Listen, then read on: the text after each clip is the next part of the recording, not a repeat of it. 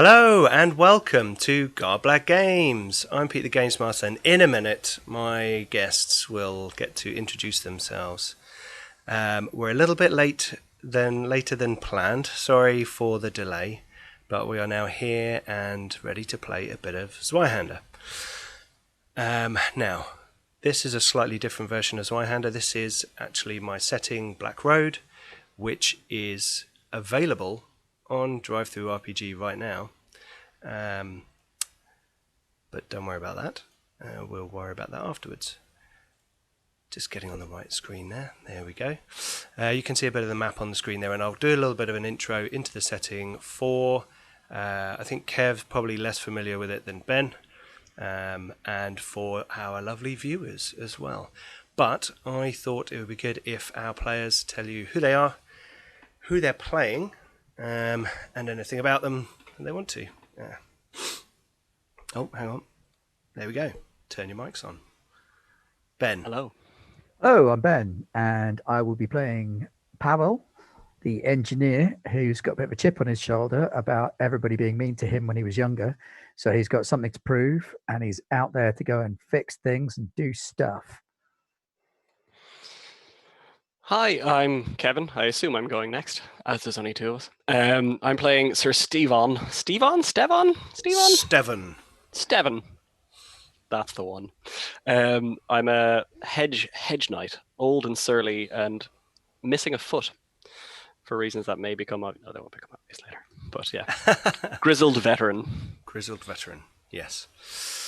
Cool. Okay, so Black Road is my own Zweihander setting. The game itself, which I have here, this lovely book, the revised core rulebook, with all its new ribbon and thinner book. You can now wield it with one hand. No, you can't. Do not try and wield this book with one hand. Look at that. It's huge. It's impressive. We've got some people watching already. Hello. Welcome to Garblag Games if this is your first time. If not, welcome back.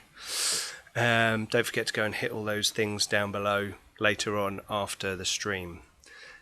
Cool. Okay, so Black Road is a humanocentric medieval setting where there is a large kingdom called the Kingdom of Five, which is ruled by an ancient breed of humans who are effectively timeless and immortal, save for the good old chopping off the head or setting them on fire.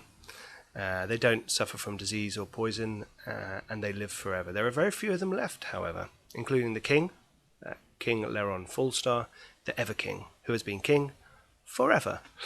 Now, there are some mythical, horrible, nasty monsters up in the north, the golems, who, hundreds of years ago held dominion over man and enslaved all the people to do their bidding. But that was a long time ago, and those stories are probably just more legend than anything real. And people seem to forget about those things. Every now and then there's something called a surge, when some horrible, nasty things rise up out of the ground and attack the realms of the Kingdom of Five. But generally, those problems aren't really your problems. The problems you face are the vergers and the squabbles between the cities. There are 5 major cities. Now I'm just going to have to get over to here and do a little bit of scrolling. So we have Northaven in the north, cunning. Blackbridge, which is the industrial centre of the Kingdom of Five. Onsmouth, which is the capital, which is where the king resides. Rystable, which is the breadbasket of the kingdom, and then Sotoria in the south, which is where the Magi are trained. That's their major export. They export indentured wizards to noble households. However, our story today will be happening a bit north and east, mostly east of 4 hills, which hopefully you can see on the screen there. Make sure I've got that right. Yes, 4 hills. And in a territory that is sort of halfway between the Braden Hills, Furside, which is the territory of Blackbridge, and the North Strike, which is beholden to Onsmouth, which is where Leron's Pit and all the kind of hills and woodlands around there are. In a small town called Grimwick, and you are overshadowed by the third strike campaign. I get that right. And that is going on at the moment. This is where the civilized people of the Kingdom of Five are at war with the Verger clans in the Verge Mountains, which are those mountains you can see there on the screen. Now, the two characters have various different interactions with the Vergers and what the strike campaign has meant for their life, which we'll see how that comes out. But Grimwick is a small town where the local Baron has requested the aid of these two people, and the Baron Helmut von Grimwick is in charge, and he has asked the two of you to undertake a very special mission. Now, up in the mountains, there is one good pass that heads into the mountains from Grimwick, and a long time ago, a previous Baron built a fortified Tollkeep across that pass to stop unwanted vergers from just wandering into his lands. There's lots of good mining territory around Grimwick. There's lots of good logging that goes on as well, which is often why it's fought over by the different cities as part of their territory, and there's often squabbles and strikers roaming around trying to keep the peace. So he's asked that the two of you go on a journey into the mountains to this Tollkeep for two reasons. One, Pavel, you are being sent there to evaluate the fortification from a sapping siege warfare perspective, to see if it is still up to scratch. It's been a while since it was last inspected by a mason or engineer of any kind. So it's about time that someone did that, and finding yourself a bit down on your luck and trying to find your way in the world, you have agreed to that. And so Stevan, you are to accompany him and to make sure he gets there in one piece in case there are any brigands or bandits roaming around. So the two of you have a horse and rations and good weather garments that you are heading out from the town of Grimwick. Is there anything you would like to do in the town before you leave? This is a small kind of logging and mining community tucked between some hills with the mountains in the background. My part, other than sharpening my sword, I'm pretty good. I assume it's not going to go well. It'll be fine. It'll be fine. It'll all work out, I'm sure. I mean, at least we're not being followed, right? We're not being followed, are we? Are we being followed? No. Why would anybody follow us? You're a nervous one, aren't you? No, No, I'm fine. Okay, I'm fine. good. Everything's fine. Just like crack my knuckles. I'm just going to open my hefty tome here. Sorry. Get it onto the right page. We didn't establish before. Did we meet before this, or are we just meeting for this mission? I'll leave that down to you two. Have you? I'm asking. I'm not asking you, Pete. I'm asking. Oh, them. sorry. I can't think why. You got a whole world to be worried about. Yeah. Just the game master. I don't need to be worried about that. Yeah, you're running the whole world. We're running. I think we probably haven't really met before. Yeah, I feel like this might be a This first would be, outing. Okay, yeah. that works for me. Cool. Okay. But you're strong, you're mature, Yeah, but grizzled. yeah, so are the things that try and kill you. So Yeah, but you can There is fight, that. right? You're a fighter, yeah, I can. and you're alive, so you must be quite good at it. Parts of me, yeah, sure. Like tap Parts my of you are foot. good at it. Oh, Parts of me are still alive and still here, but let's keep going. Pavel, make an awareness roll. Now, I'm just going to bring up these. Before we go further, I am just going to show off these lovely character sheets that are in Roll20, because I have to say, I don't know who it is, and if it's on here, then I will try and shout it out. But let's have a. Is this? Here we go. Can we see that? Yes, that's in the right place. right. So- Well, that doesn't work out very well. What did we get? So, Pavel, your perception is 43, and you have 1 rank in awareness, which I was just trying to get down there before you rolled the dice. There we go. So your perception is 43. You have 1 rank in awareness, which gives you a plus 10, which means your rating is 53. There was no specific modifier, but you rolled a 64, which is over your 53, which means you've failed your roll. I noticed nothing. Well, you're aware of your surroundings, just nothing. I mean, I guess you're a bit paranoid and having a look around. But yeah, these are very nice character sheets that work very well together, auto-filling all of your different elements, giving you lots of space to put in things like trappings with little coin purse. Holds coins. That was me. Some of them didn't have any kind of description, so I've just put silly. Only hold coins if you live long enough to get paid, Pete. Indeed. Well, he's got 23 brass pennies, and they're very well set up, which is one of the reasons we're using Roll20 for this game, and it's fairly simple and free to use. Right, that's the character sheet. So you're setting out into the countryside, and you make your way across country on horseback. There's a slight drizzle in the air, nothing that's sort of going to soak you through, but it is not the most comfortable ride you've been on. However, you're not in a great rush. There's no imminent threat, and you make your way kind of calmly and peacefully up through the mountains. They're slowly rising around you. You can see some with snowy peaks in the distance.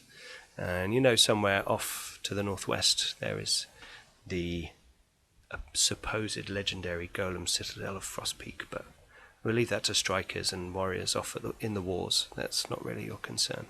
How'd you lose your foot?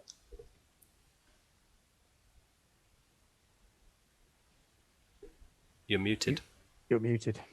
I think this is more of a second date kind of conversation. Well, I'm curious because, and if it was a long time ago, was it recent? Because, and who made the prosthetic? Because, I mean, it fits in a boot, but is it any good? Have you actually considered having it looked at properly? I mean, a trained engineer or a surgeon, or a trained engineer and a surgeon, if you got the two of them together looking at it, you could probably come up with some kind of prosthetic that would give you some sort of use back to it, a bit of more mobility maybe. And if it wasn't raining, I'd do some drawings, but it is raining, so I can't do any drawings. So, you were saying. Did you actually bring a weapon with you on this? Yeah, I got a couple. Okay, good. Yeah, just checking. Flash open my coat. I got a couple of throwing knives. I gotta check around, look around to see if there's anything that looks anyway dangerous, but looking around mildly hopefully. Loose the sword in the scabbard a little bit, just not pull it out, but just Unfortunately, there are no handy brigands behind rocks or verger clansmen waiting to murder you. It's just the two of you on the road. You are stuck with Pavel. So gonna give him a smile, but Have you ever considered integrating a whetstone into the hilt, into the scabbard of your sword? That way it would sort of self-sharpen every time you drew it. No. I have to say I haven't. It's got to be worth a try. I mean, why has nobody done this? It stands to reason, doesn't it? I mean, you've got to sharpen it every time anyway. With your sword, not with my sword. Well, I haven't got a sword. I've got I got a dirk. I've got a dirk, and I got a couple of throwing knives. But it's a smaller scale. I suppose it would work for a sort of a practice run, a test, if you like. You get on that and get back to me with the results. Yeah. Okay. Well, I'll start taking a look at that tonight. I have some form of alcohol on me. Oh, don't waste it. If you have some form of alcohol, we might need to use that. No, this is an out of character. I'm wondering, looking at my character sheet, do I have something that I can just be like? It's not specified, but I'm more than happy for you to have a little bottle of grog on you. Nothing too strong, because obviously you need to keep your wits about you. You get more or less talkative under the influence of alcohol. I'm just a little nervous. Okay. I don't usually go out. It'll be fine, and if it's not fine, there'll be nothing left to worry about. That's That's not reassuring. I know you No, wanted it to be no, reassuring, no. but that's not reassuring. Accepted. Usually there's like 5 or 6 people in with like the swords in this kind of arrangement, and maybe one of me, and then I just sort of stay in the middle, and then we go to a place and we look at a thing and I fix the thing, and then I'm done and I don't have to fight anything. Yeah, but when there's more people, the pay doesn't go as far. So I just kill things harder and get more money. Okay, but yeah, you're a veteran. I'm sorry, I don't mean to insult you. You must be very, very good at your job. I mean, to still be alive at your age, you've got to be quite impressive, right? You're calling me old now? No, not old. Okay. Mature, grizzled, How far away are we? enduring. Enduring is the word I was looking for. You endure. I'm enduring something. It's over a day. It's going to take you a little while to get into the mountain. So you're going to have to spend one night on the road. Yeah. And your day passes in this way, with Pavel discussing his various different ways he could improve and mechanize your various different tools, weapons, or there are dwarves prosthetics. in setting, aren't there? No, none at all. All humans. All humans. Okay. All humans. Yep. No, but you are from Blackbridge, which is the industrial city, and probably the closest thing to a dwarf in Black Road is someone who comes from Blackbridge. That city is literally a giant black bridge that spans a river with no supports. It's an old golem construct. Of course, it's part of the Black Road, isn't it? Yes, it is part of the Black Road, which is the golem laid road through the land, which is like a everlasting surface that allows vehicles to move up and down it very quickly.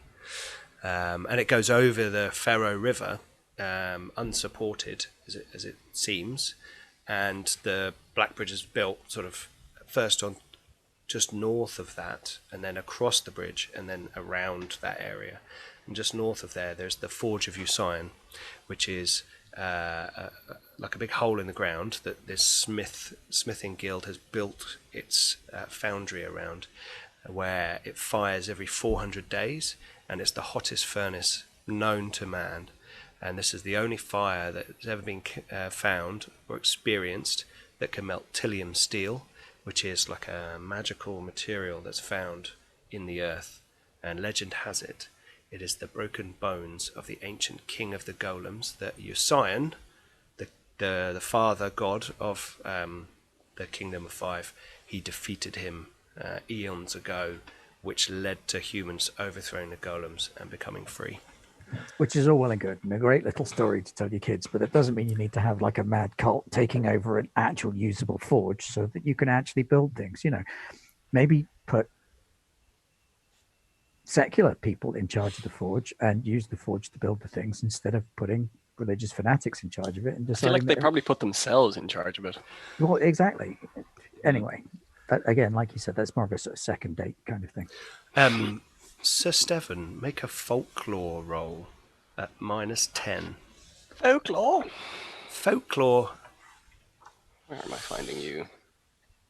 You're under intelligence, I assume? No? Yeah. How do I add the -10 in? Oh yeah, I press it and then I do the thing, isn't it? Yeah, when you click on it, it comes up with a little thing saying situational modifier. -10. Hey, numlock. Don't be a jerk. Let's see how you do. Oh no. Nope. You failed. Okay, so you know that he's talking of the Forgist cult, which is an offshoot of the faith of Usain, which is your faith. Can I assume, Pete, sorry, that your description of that almost exactly is what he's been talking at me for like 2 hours? Yes. Yeah. And like, I have been there. Yeah. As you pointed out, I'm quite old. I've been a lot of places. I do like to avoid the cities, though. Less work. Less of the work that I do, anyway. And more work for me. Well, things to fix, I suppose. People tend to break stuff, especially when it's overcomplicated. It's not overcomplicated. It's just understood. Oh, I'm sure not the way you would build it, but there are Understood. some of your craft that If something's Or do it. understood, does that mean it's just stood? all the way back around. No. Okay, right. So we are going to do. Here we go. This is the first time I've done this in Zweihander, because we haven't had a wilderness travel section before. But I thought we'd go through this as part of our little journey. And this isn't a major. You're not doing like an extended, massive journey. So this is going to be short and probably fairly quick. So we're going to do wilderness travel rules. So in Zweihander, We'll be dead by 4:10. in Zweihander, there are a series of kind of mini games, sort of rule sections that allow you to divide certain things up, tackle them as a team, see what you need to achieve them, and then make some rolls. They do a similar thing for social encounters, where you sort of ascertain the disposition of people first and what you're trying to get out of any kind of social encounter.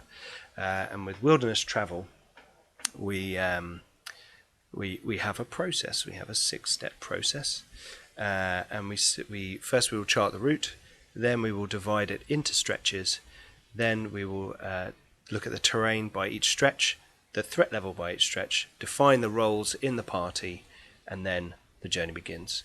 So chart the route. You must jointly agree where they're intending to travel. So we already know that. So we know that this path is fairly mountainous, fairly broken road that's heading up into the mountains.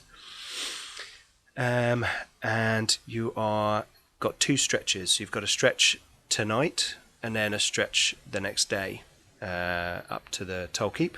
So there are going to be 2 stretches.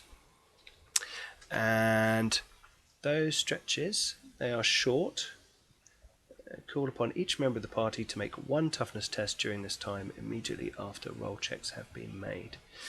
So they're going to be there's going to be 1 toughness test per stretch to see how you do handling the travel. It's raining a little bit. It's rocky, hilly, and we will then set the terrain by each stretch. The first one is going to be standard terrain, and then the second one will be challenging terrain as it starts to get more rocky and higher up into the mountains. So the first terrain is a 0 modifier, and the second terrain is a -10. So that's what we're going to be applying when we make those rolls. Threat level is mildly dangerous. You know, there occasionally there's kind of Only if he keeps talking. oh no, then it's highly dangerous. There's kind of For both of us. There's scree rocks sort of falling down, and you know that there are Verger clans in the mountains, and the third strike campaign is on, which is when the kingdom is fighting the Verger clans. Not all of the Verger clans, by the way, just the ones that are getting aggressive. And then we have to assign roles. So one of you will be the navigator, and the rest are survivalists. So who between you do you wish to have as the navigator? Yeah, I think I'd probably best be the navigator, because if I'm the survivalist, we're doomed. That's probably. I can at least read, small mercies. This is I true. wonder how good my survival is. Interesting. Okay. Fine. Here we go. We'll see how this goes. Yeah. So the journey begins. It can be arduous, taking its toll on the strongest as well as the weakest of travellers. When the journey begins, 1 character within each role must make a roll check in the order given below. Only 1 roll check is required despite the length of the stretch. So first is the navigator. So you have to make a roll. Let's see. Finally, if they possess a specific skill focus for each of the necessary skills. Here we go. So you need to roll navigation skill, the guide. So Pavel, and no modifiers. This is no modifiers because this is just the begin. You're setting out. Here we go. Right. So I look at the map. Yes. And I hold it upside down, and I point us in the wrong direction. No, you're fine. No, you did well. Your rating is 51 and you rolled 25. You Oh, rolled yeah, considerably sorry. under. Yes. Yeah. Yeah. So I that was was looking at Kev's folklore roll. that is a success. You Yes. Fires. basically, this means that you're not going to get lost. You're not going to stumble on the road. You're not going to any switchbacks or any small paths leading off into the mountains elsewhere. You manage to stick to the right road, and your rations for the day will be sufficient. Survivalist, you need to make a survival roll. Any modifier? No, no modifier. Oh, Ooh, And look you're at that. successful. Okay. So, survivalists. don't go in that bush. No. You will come out covered in a rash. Just look. Stay with the map, but follow the roads. I was staying with the map. It's a shortcut. but Why are no, you going okay. through? No, It's no, quicker. not through the brush, please. I mean, look, please. if you just draw a straight line through the map right here. You've heard of I don't- poison ivy, right? Yeah. This is like that, but more toxic. Okay. Just stay away from it. Well, it's a good job you're here then. Yeah. Well, let's keep going. So you make your way till it's time to make camp. And because you passed your survivalist roll, we're going to make your toughness rolls. And if you become imperiled, then you've made a good enough camp to help you recover that. It'll be the bush. I'm telling you. Exactly. Right. Toughness. So this is a 0 modifier. Oh dear, Oh dear. that is a high roll. So you're both tired. Okay. Well, I'm not surprised he keeps wanting to go around the twisty turny way instead of going the straight line. It'd make a lot more sense if we just went in a straight line. It's a straight line that way, but there's a cliff. We're not climbing the cliff. I mean, I'm sure, given the time, you could probably Well, build you'll- something to get us up that cliff without Surely us having you to climb put it. stairs on a cliff like that. It's much quicker to go in a straight line. True.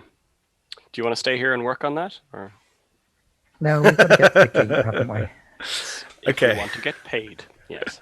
So you both receive 1 point of physical peril. So if you go, That sounds terrifying. peril tracker takes you now to imperiled. Where is our There's peril? currently- It's right that's next on to your- Brawn. Yes, you're on your first tab, the skills tab. Right next to what, sorry? Go across from Brawn. Apron. Okay. Yes. So now I will point this out to our viewers as well, because there may be people who aren't familiar with Zweihander. So let's bring the character sheet down a bit and point out what I'm talking about. So you have in Zweihander you have two forms of impact from the surroundings and from combat. You have damage and you have peril. Now hopefully we can see on the screen here. Let me get that back. Yes, you can see Sir Steven's peril condition tracker. So everyone starts off as unhindered, and that means everyone's okay. You're not stressed.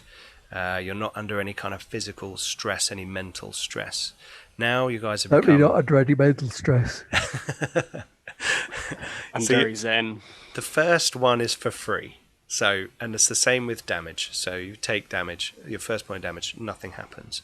But with peril, what happens? As you then go up further ranks, you start to lose your in danger. lose your cool.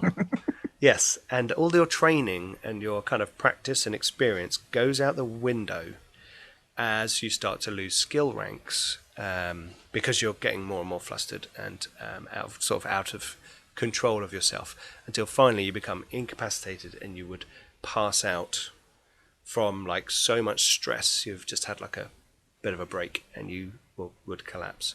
All Now- over and just rock backwards and forwards. Absolutely. Now, a character can ignore peril through various means. So there's some drugs and laudanum and all various other things that you can take. But also, if you were to have a focus, so if you see where the skills are, martial melee, he has got 1 rank in that. If he buys a focus in that, such as mortuary sword or slashing people to bits, and you can say that any role you're making uses that focus, then you ignore peril because you're so well trained in that particular thing that you can ignore your peril. So that's how Cool. focuses work. You guys don't have any focuses. I'm just trying to keep it sort of simple to begin with. And these are kind of starting characters that I've given you, where I worried more about getting you skills and bonuses rather than the sort of little extra bits on the sides. Oh, I didn't realise that my Manifest Destiny gave me a +5 base chance. That's handy to know. Yes. So I'll that's bear that in your mind. one I of still your failed one of your earlier. talents. Yes. Okay. +5. Do you not want a -5? No, so Pavel's got a special ability, which was rolled at character creation, called Manifest Destiny. If he doesn't have a skill rank in something, he gets a +5 still, because he's just got a natural knack at doing things. Yeah, like a jack of all trades kind of thing. Okay, so the day has been arduous, even though there is a road, even though there is a path that is slightly broken, and you are tired. Sitting on horseback in the rain is a tiring thing when you haven't done it for a while, and when you have a veteran's boot, controlling the mount can be tricky. Filling with water. Yeah. And today it's just been one of those days. So you guys make camp, which is a good camp, thanks to Sir Steven's finding the right gear and equipment and brush to burn, and he's managed to find some dry Packing the tinder, bags correctly so all our shit isn't wet. all that kind of stuff. Let's be honest though, the real stress is because I haven't been allowed to go in straight lines and he's had to travel with me. Yeah. I just my introvert meter is social interaction is just draining my battery. Absolutely. However, you are able to recover. So because of this, we're effectively going to erase that straight away. But if you'd say you'd been traveling and then got into a fight, you'd still have this kind of peril. Okay. You are now able to remove that peril because of the good status of your camp, your camping skills. Okay, so that night you camp kind of under the stars, and your horses are sort of braying, neighing quietly in the corner. The wind is howling between the rocks and the peaks. The rain eases off a bit, but the ground is still hard and cold. But the fire is good and it keeps you warm. And Sir Steven whips up some sort of broth, kind of good slow release carbs to potatoes, Some pearl barley in there. Yeah, absolutely. Quinoa. No, not Sir Steven. No. Be holding with that foreign muck. Well, I'm going to start doing some sketches for an upgraded foot. Okay, cool. How ridiculous it gets is a different Are you telling story. me about this, or are you like just doing it? Like, just going to sit there fantastic. sketching foot designs. Okay, make How long are your a legs? trade craft roll. I think that's you, Ben. Trade I think I'm just delighted that you seem to be engrossed in something that isn't conversation. I mean, not me, Ben. I love it when you talk. No, obviously. But Sir Steven. Sir Steven. Not so much. Yeah. Oh, I'll just occasionally ask you really weird questions like, how long's your leg? What's your instep? That might What size twig shoe me do you to it. take? Yeah. Might give it away.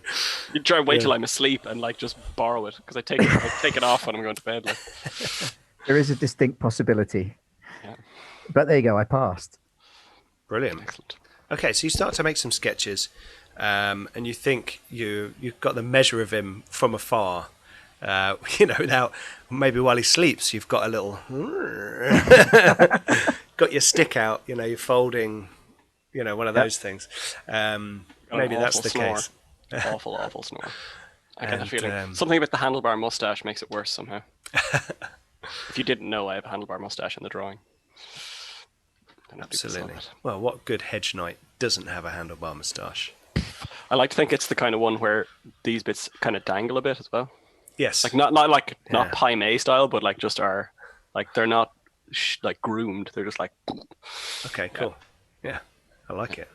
They flutter slightly in the breeze. of your snoring.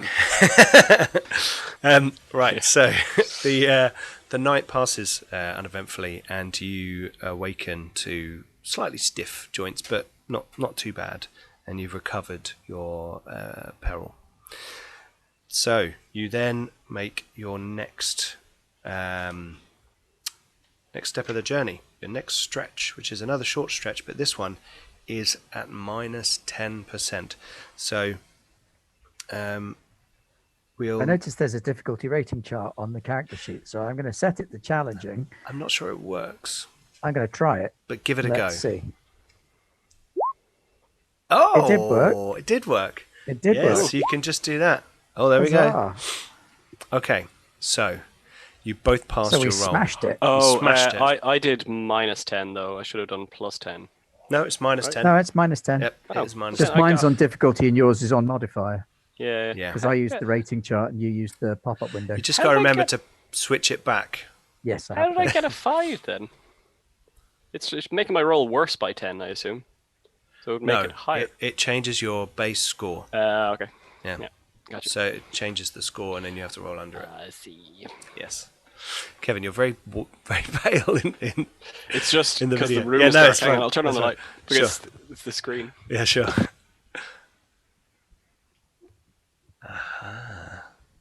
There you go. Should be Bathed in a warm slightly less glow. pale. Slightly less pale. That's fine. That's fine. In I fairness, just- he does live in Ireland.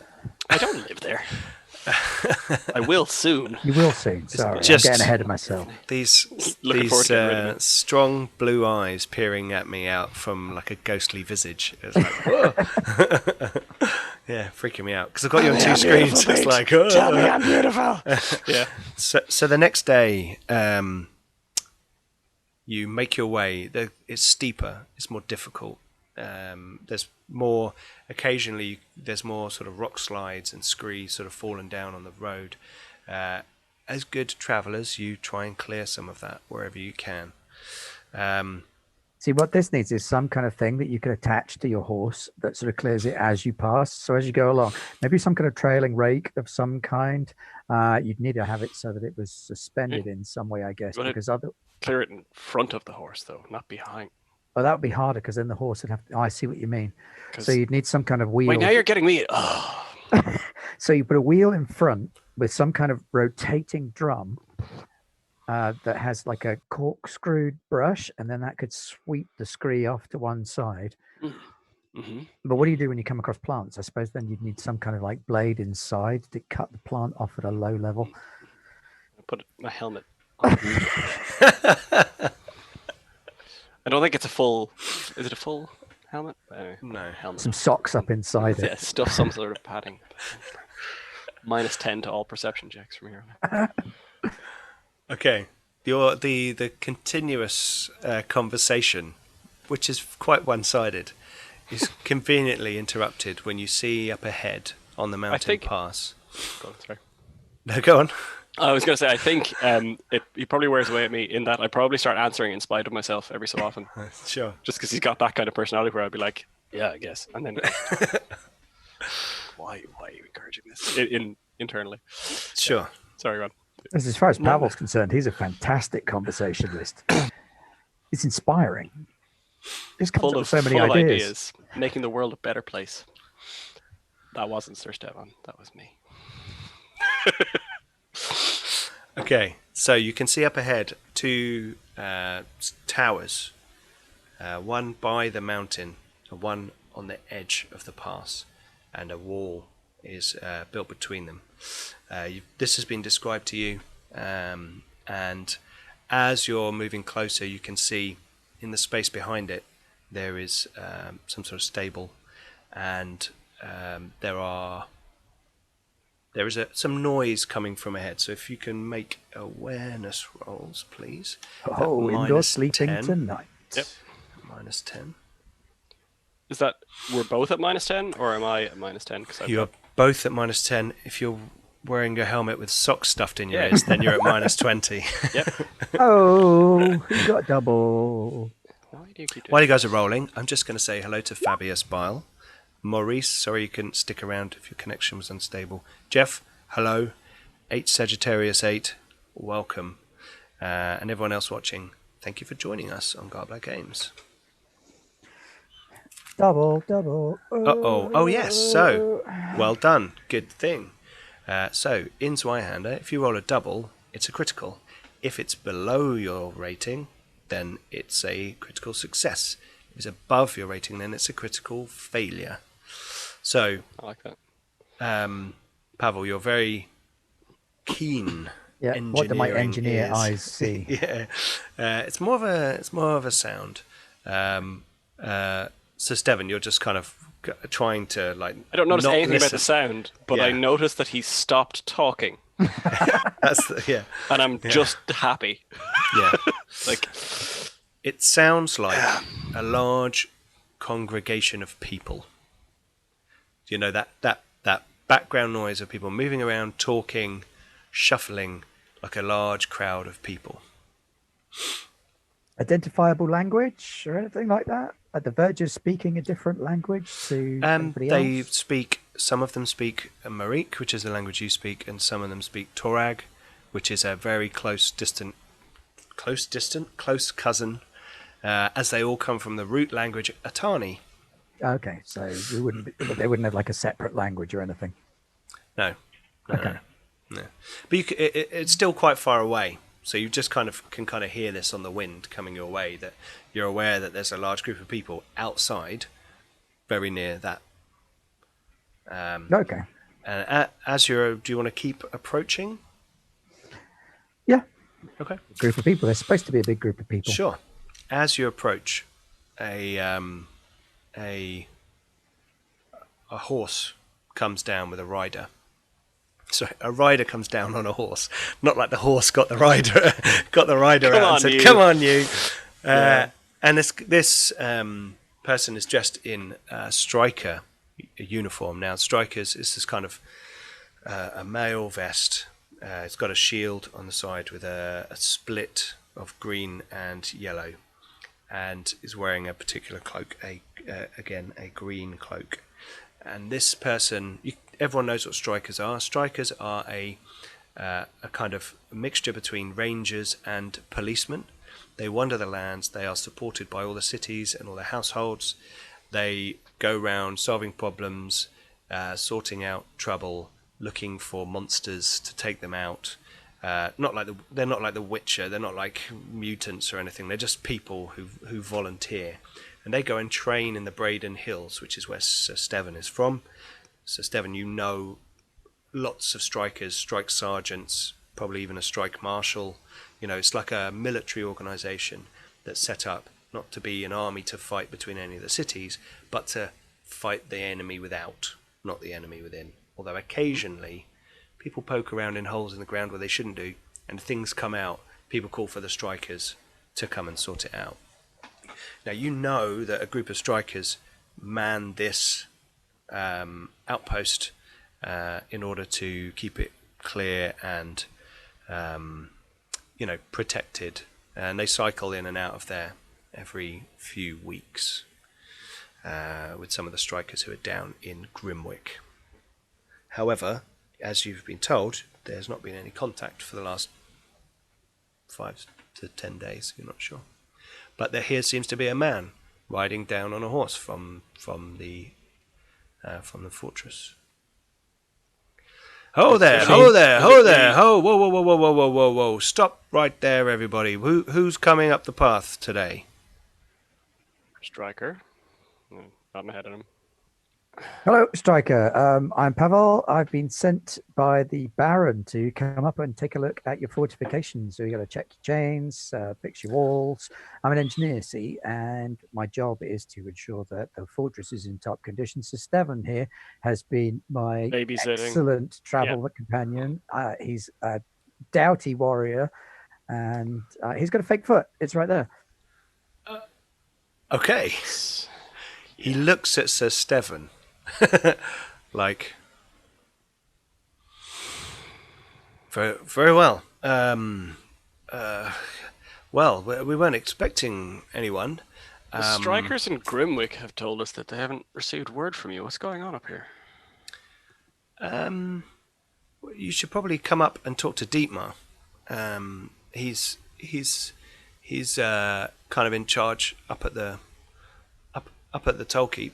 I'm Comrade, and I'm just I'm I'm on duty today, keeping an eye out. The vergers are still there, just kind of annoying us. We're not letting them through, so as we shouldn't. So we're keeping things safe. So you don't know why there's not been communication with Grimwick then, or you do, I and think- you want I me think- to talk to Dietmar about it? I think we've run out of birds. I think that's the problem. I think we've Seems run like out a bit of an Some more birds. oversight with you guys. You're normally quite organised. Let's talk to this Dietmar. Powell, you okay with talking to Dietmar, or do you want to get straight to your chains? No, we can talk to Dietmar. Hmm. We could have brought some birds up. You show us the way, or do you want us to I'll show bring you the way. ourselves up? Excellent. Aaron could have sent us with a cage of birds. After you, good sir. So, this is the Tollkeep, and you guys are approaching it from the right-hand side as you are looking on the screen, and viewers watching at home. Hello, Reluctant Artsy, giving you a wave. Ooh, I can see it. Yes, you got it Beware. now? He Yep. might take it back. Okay. So, this is the Mounted Tollkeep. As you come around the corner, there is you can see a paved area around this large portcullis, which is down and in position. And through the portcullis, you can see lots of people, and they look to be fur-clad, shawls, hoods, mostly women and children. Some, do you think there are some men there as well?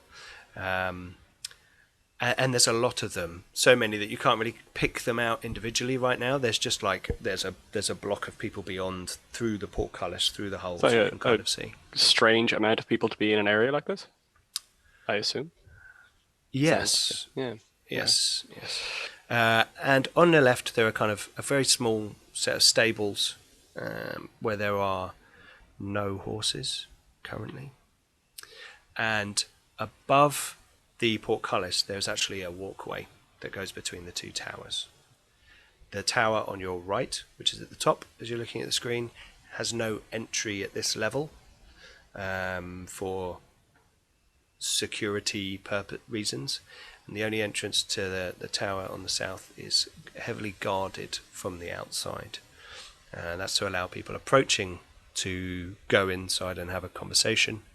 And that's called Falcon Tower, mainly because it looks a bit like the Millennium Falcon. And there is someone standing on the stairs. Let me get over to here. So stables, portcullis. Oh, hello. Only lasts as long as I do it. Yeah, ping. And then on the stairs here, there is another fellow in armour, sort of looking out in your direction.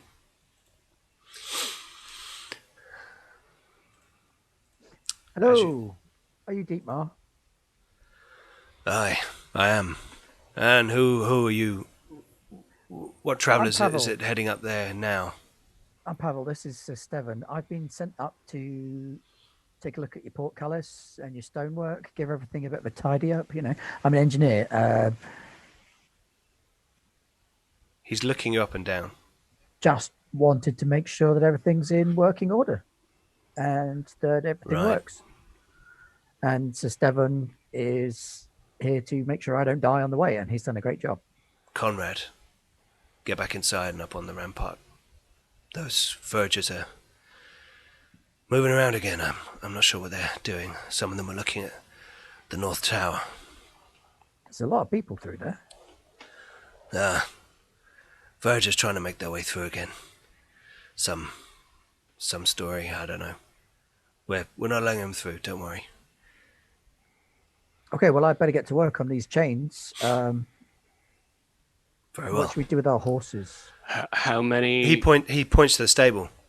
You can put them in there. Oh, okay. How many verger sightings have you had? Do you think there's a lot of them out there?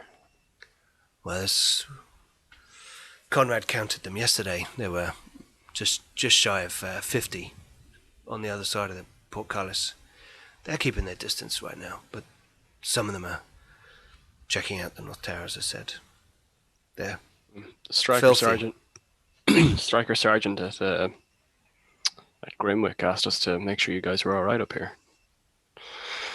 Oh yeah, while we were here. yes. I mean, we've run out of pigeons to send Right back. here, yeah. That's an unusual thing for you guys to run out of. You're normally fairly well provisioned, organized. Yes. Well, these are difficult times, and there's rationing of most things, isn't there? Both of you make awareness rolls. Yeah, I was going to say, can I or stay? scrutinize, if you wish. They scrutinize. Modifier? Minus 10. No. Awareness or scrutinize? Are you scrutinizing or awarenessing? Yeah. Dang. I was over anyway. I will scrutinize, I think. I scrutinized, yeah, but I failed to do so. Even without, I didn't put the modifier on it, but I was still over. As did I. We're distracted by something engineering related. Comrade pushes past you as he's kind of talking to you and makes his way up the stairs and opens the door into chamber. And you're kind of momentarily distracted by by being able to see inside the tower. What Dietmar's words didn't quite land on you, and you can see inside now that there is a small chamber with a kind of an iron bar wall, a blockage with a door in it. It's almost like a cell that allows them to let people into the tower but not into the rest of the structure, and to question them and talk to them about what they're intending to do if they're coming through. So this area here with a table, you can see there's kind of dotted lines around it. Those are kind of iron bars that seal that off in a 3x3 fashion. Yep. And then here is the large winch, and the chain goes up through the ceiling off to some sort of pulley system somewhere, to ratchet up the portcullis. And Dietmar's just like looking up and down. Right. Well, you can put your horses in there, he says, pointing at the stable behind you. Okay, please don't eat them. I'm not really worried about them eating them, although those pigeons mysteriously vanished. I'm more worried about something else eating them, but I suppose we'll see something coming. Yeah, isn't it like an invasion if you've got more than 5 vergers? When I was at school, we used to talk about that. Somebody told me that if you saw more than 5 of them, you were allowed to shoot them with a crossbow. Is that Dieter nodding emphatically, or just Pete? Well, I'm assuming the two of you are just walking off, but yes, that's kind of a common. That's like you can shoot a Welshman on a Saturday if you've got a longbow or something like that. I don't know. Yeah. Those silly, that was exactly the kind old of thing things. I was going for. Yeah. Those silly old things. Okay. I think the vergers themselves would probably disagree with you on that one. So, do you need my help with this? Oh, no, it's a simple ratchet and chain mechanism. I mean, I could do this in my sleep, to be fair. This is proper easy stuff. Hey! Hey! Hey! A voice is shouting from the portcullis area. Hey! Hey, you! Hey! Hey! And you could see like a hand reaching through there's this, I mean, it's a huge portcullis with really thick iron bands, but kind of these holes about this big, just big enough for sort of a face to be seen through. There's like a hand reaching through one of them, like waving Hey, hey, hey! I'm sorry, I don't speak your language. I speak yours! Oh, okay, hi. You see Dietmar kind of step down the stairs. He's like, ignore them. Don't talk to Oh, the vergers. They're all filthy right and then. disgusting and they're not coming through the portcullis. I know, but a little bit of conversation helps me work sometimes. So it takes my mind off the boring bits and helps me sort of throw ideas around. But as you say, you're in charge. You're the boss man here. So I won't talk to them. Sorry, I can't talk to you. He says I'm not allowed. He looks up onto the level above, where you see Conrad appearing from a doorway on a rampart above the portcullis. He says, Conrad, keep those vergers away from the portcullis. And Conrad starts to shout and sort of throw small rocks down, not at people, but in a way that would discourage people from being nearby. I'm gonna watch whoever the guy with the hand was and just see how he reacts. There's a to woman. the whole thing. There's a woman, and she's she's still there, waving her arm. Hey, hey, hey! Help us, please! They're not letting us through. But they're not supposed to let you through. It's their job. I mean, if they let you through, then they wouldn't be doing their job because this is a place to stop you coming through. A rock hits her on her shoulder, and she screams, "Ah!" And she steps away and fine, and she steps back from the portcullis. I'm gonna stare daggers up at Conrad, like in a really. Right, I'm going to take my measurements and take a look at this mechanism then and see what's whatting. Okay, so you're going to go into the tower. Yeah, I'm going to start by taking a look at the winch, and then I'm going to look at the chains. I'm not going to touch anything until I've had a look at everything. Okay. I want to do checks on the equipment and the walls, like I was asked to do, before I have to start doing any repairs. Do you want to check anything out here before you go inside, in terms of the portcullis or the walls? I think start with the winch, and then go upstairs and look on the walls, and then the portcullis. Okay. Sure. Right. So you step into the tower. Dietmar kind of moves out of the way, but he doesn't ever kind of leave you. He's like, when you're putting the horses away, you sort of turn around and he's moved a bit closer to you.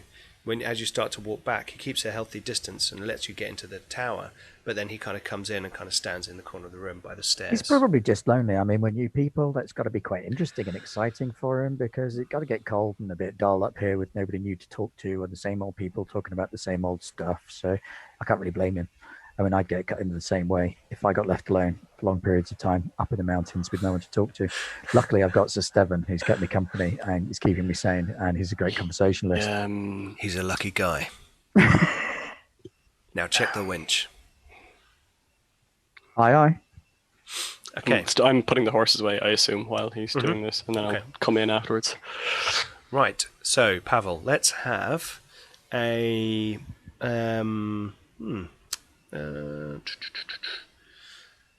scrutinize, tradecraft, warfare, any of those that you want to go for. Well, if I go for tradecraft, I've got a thing that means I can flip it if it doesn't work, haven't I? Yes, and if you succeed, you critically succeed. Ooh. Right. So you can flip that to pass. Which I will do. Yes. So that becomes a 7. 7. So you are successful. And you look this winch over. On the floor beneath it, there is a small container of grease, kind of like a oily grease. And you can see that fairly recently someone seems to have applied some of it to the chain, and they've clearly sort of raised the portcullis, lowered the portcullis. There seems to be a healthy, the chain isn't getting rusty and brittle next to each other and possibly tearing any links or causing any problems like that. Well, that's a refreshing change. You don't want to get your hands on this. It's not grubby. It's not, you will also need to make an additional scrutinize check at -10. Ooh. Please. So I should say a challenging scrutinize check, because there's a name for each level of penalty.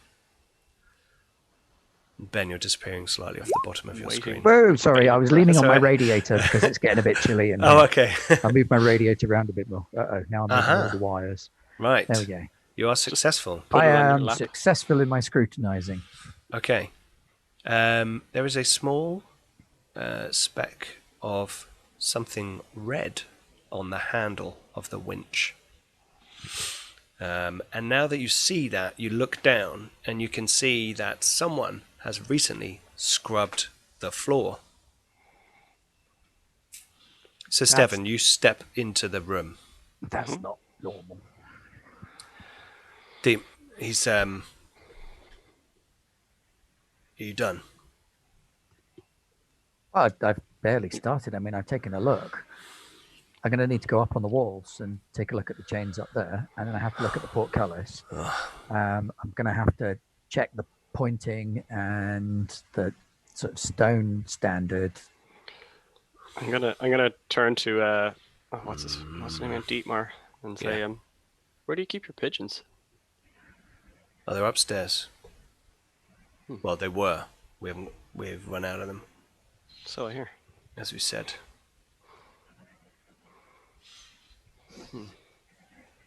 There's a whole chamber, but we're out. Okay, well, if I could just go up on the wall and take a look at the chains. So, Stefan, can you help me carry some of my equipment up there? Sure. Why not? I wouldn't want you to put your back out. That might cut into my bonus. Dietmar is kind of standing against the door in this iron bar wall, which is there. Did you see that? I did not, because I've got my character sheet open.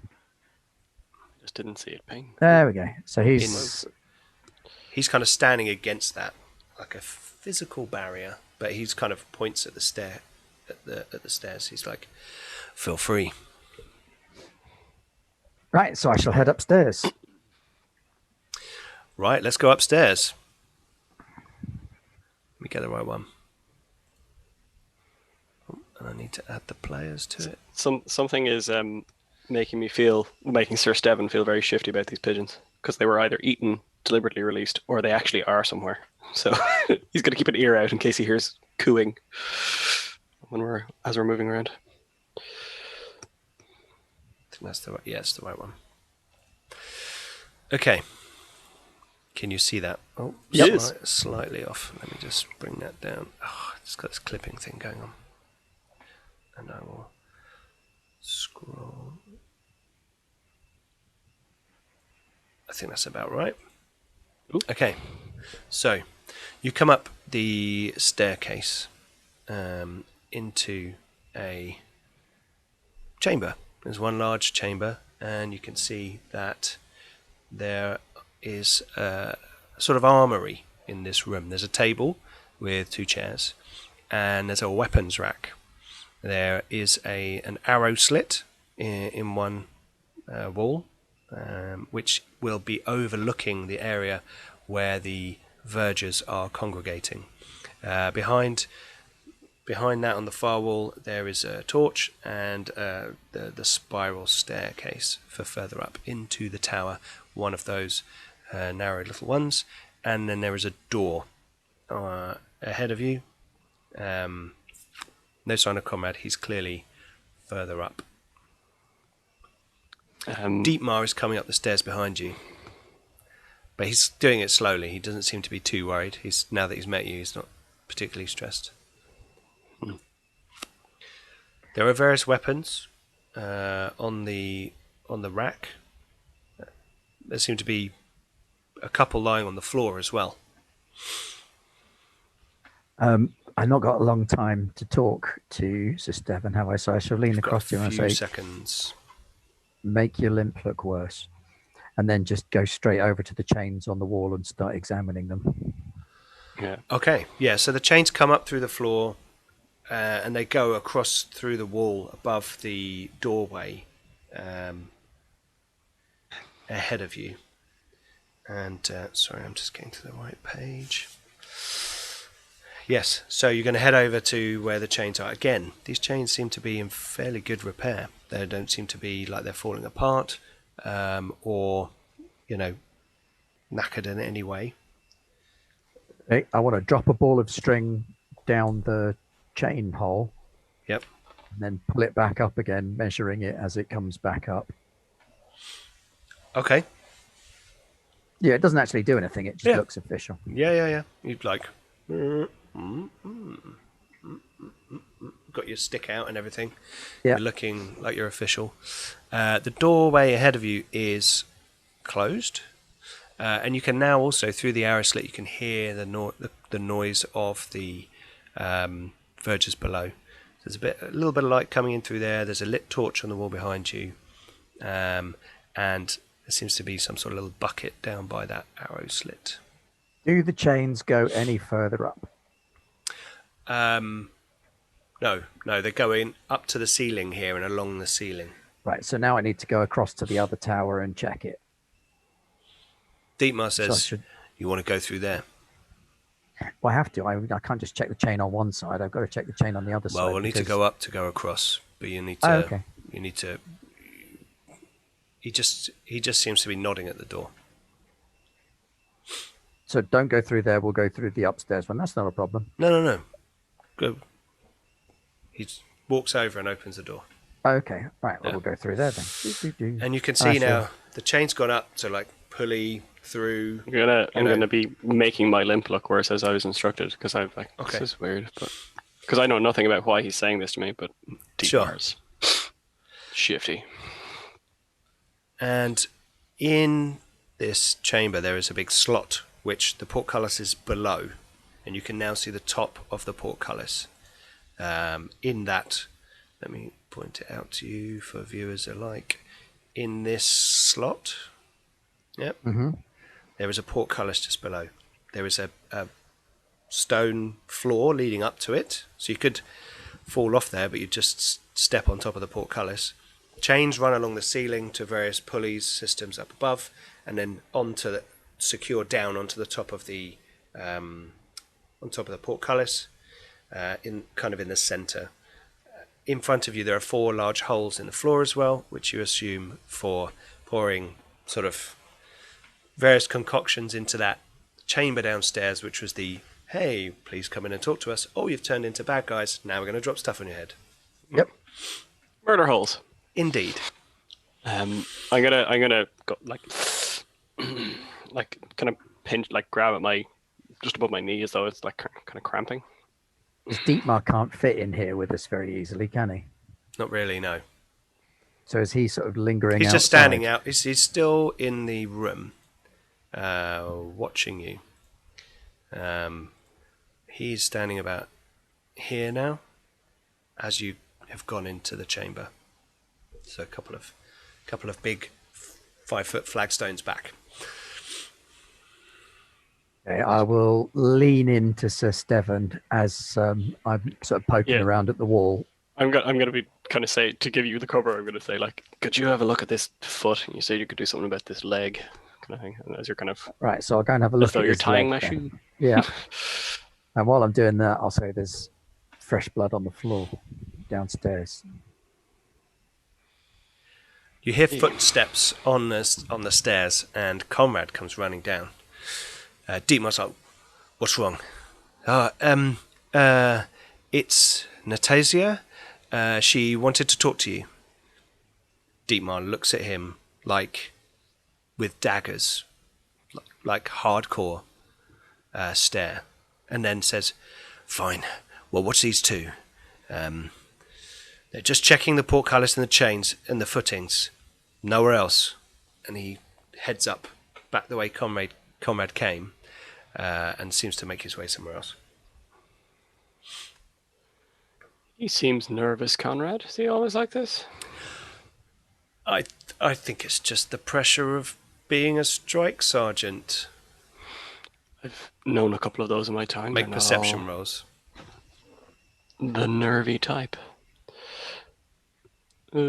Perception awareness? Perception scrutinize? Scrutinize, probably. Scrutinize, yes. Yep. Yep. I'm aware that he is there. Pavel. Oh yeah, He's making stuff up, it seems. I am a He's scrutineer. unsure about what he's saying as he says to you. Pressure of being a strike sergeant, maybe. Right, so I'm gonna start talking at him about the chains and all Don't that. bullshit a bullshitter. So who is it that's been maintaining the chains? Because they've been doing a really good job. I'd quite like to talk to them because I got to say, whoever's been looking after your chains and stuff here, they've been doing a really, really sort of top-notch bit of work. Is it you? I mean, you look like the kind of guy who knows his way around. I think that was the previous team that were here. That they just... Okay, it looked like it had been done quite recently. So you haven't had anybody adjust the portcullis or do any oiling or anything recently, because it looks like it's in really good nick, and whoever's been on it has been on it really well. Occasionally, we put a blob of grease on the chain. All right, so not you then. No, I'm more concerned with them. He says, pointing out the window. Yeah, understandable. But the mechanics and the machinery, that's what keeps them away. If it wasn't for the machinery, you got to be careful. So a blob of grease, you got to get the right amount. You got to massage it into the chains. You really need to know your stuff. I don't know my stuff. So do you have an engineer on that front? Stuff? No. That's why you're here, isn't it? Is that what I can't remember what the lady's name you said was, but I say, is that Natasia. what Natasia? Is that what Natasia does around here, by any chance? No, she does other things. You have to forgive him because he doesn't know that they wouldn't let women into the engineering college. So obviously it's not going to be her. So she's like the cook or something, yeah? Actually, cook. That's I wouldn't say that to her if I were you. Have you got anything to eat? What does she do? She does various different things for the team. For example? She knows a lot of stuff. Yeah, she's good. And she's good with a bow. I mean, are you done here? I could probably take you up to the next level. I'm done here. I mean, I need to check the stonework, but I'm more concerned with the chains and the portcullis for now. The stonework could wait. Stone lasts longer, am I right? Yes. There you go. I knew you knew something. You look like a smart guy, so you know more about stonework than you do about mechanics. But that's a good thing, especially in your line of work where you've got to protect the castle. Well, of course. I mean, so let's go up and then we'll go across and we'll check the portcullis chains on the other side. What's the other tower called? This one's called the Falcon Tower. These are the chains. These are the chains here. So this is... Yeah, but there'll be chains on the other side as well. I don't think so. I think it's all done from one side so that if they breach the other tower, they can't compromise the portcullis. Oh, okay. Well, I'll still need to take a look just in case. I mean, Sure. Stonework and pointing and all of that. Well, let me take you upstairs. There's a fire. There's a fire upstairs, so at least I'll be warm. But what did you say the other tower was Eyrie. called? Eyrie, Falcon and the Eyrie. Cool. Good to know. Yeah. Okay. Well, I'll take you upstairs. Yes. I think this is the right one. Hang on, I'll bring you over to it in a second once I've got it expanded correctly. Oh God. It's doing this clipping thing where it doesn't like sort of appearing in the right ratio. Anyway. Here we go. Stretch that way a little bit. There we go, that's about right. Okay, let's bring you over to it. Here we go. Sorry, I've got multiple screens. I have to bring the little player tag over to the thing. Third funds of roll 20. Okay, so you come up. This is a tighter staircase, and it's one that keeps going up. But here's a landing, and he takes you up to this floor, and says, "Yes, in here there's the kitchen."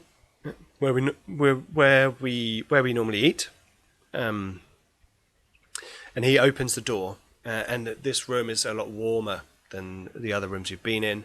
In the far side from you, there is a chimney. Let me just point that out to you. There is a chimney, within which there is a fire, which is roaring. There doesn't seem to be anyone in here, but there is a pot, like a large cauldron style thing, hanging over that fire, or just the front side of the fire. There's table. There's a food preparation area for chopping and mixing gruel and soups. And yes, there's sort of broth bubbling away. There is a doorway over to your left as you go in, which leads to a winch, which you'd seen from outside, which is how they get sort of food and supplies up to here without having to like cart it all up through the tower. And there's another. You mind if Sir Seven takes a seat for a while? Because it's playing hell on his leg this weather. So Been if a he could long sit by the ride. fire, and I can go and carry on just checking stonework and pointing, and we'll be fine, right? Yeah, I mean, I'll come with you if Yeah, Sir that's fine. Sir Steven. Oh, Yeah, right. he's Yes. a veteran. Feel free. Just sit. I mean, it's nice to be in the presence of another. I'm literally another just warrior.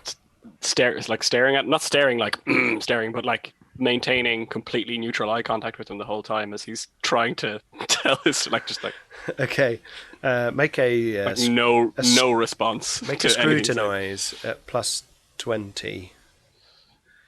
It's not even that like I'm No, like, you I don't don't believe have. a fucking word you're saying. Look, like just looking at him and going, yeah, keep, No, I know. keep talking. Yeah, no, I know. But you're starting to get a gist of him. Yeah. Oh, I didn't even do the +20, but that was a 29 anyway. Okay. He Well, seems particularly disturbed by the fact that you are an experienced warrior and have a title. Yeah. He says, "Yes, sir. Please have a seat by the fire. Help yourself to broth. I mean, it's all there for you. Have all of it if you want. I will accompany your colleague here to check out the portcullis and the port. What did you call it? Pointing, stonework. Oh! I thought you meant like. Oh, Just okay. to be clear, Yes. I'm paid to keep him safe. And if anything happens, that means Well- that he's not safe. I'll be blaming you. Okay. Good. I sit down. Okay, you sit down. Pavel, where would you like to go? So everything working fine in here then? Winch Yes, okay? yeah. The winch is fine. You know. All right. Well, it's rope. Let's be honest. It's a pulley. Any idiot can fix that. Yeah. Let's go out on the wall and start looking at the crenellations and the pointing along there. Okay. Let's I get shall you. head outside onto the cross piece and start poking around at the crenellations, scraping at the. I'm going to give you mortar. that much. Okay. So you go out onto Oh god, the other side is just fire. It's just all fire. No, don't be silly. That's where all There's the a- corpses are. There's a dark void that you'll be Moving sucked corpses. into. Oh no. No, there is a. There are crenellations. This is the rampart. It's open on the side that you originally came from, so the home side, as it were, and the crenellations are on the away side. And you can now see down all of the vergers there. They've got small sort of tent-like structures. People are moving around. They've got a few small fires. And as you're watching, you see a few more coming down the pass and joining this collection. There's more. I believe, you. I am very numerate. Yes. So Right. I'm on to be sort of scraping away at a little bit of mortar, and while I'm scraping away at the mortar, I want to get a feel Okay, for make an education numbers. roll to see if you can count them all quickly, which you get a bonus to because of your extremely numerate. What sort of a bonus? Is it easy? Is it? It's routine? under your. Is it It's under your. trivial? If you click on your talent, it'll tell you on the screen, which is Where probably are you, good for our talent? viewers as well. I think it's the middle Incredible tab. numeration. There we go. Yep. What does it say?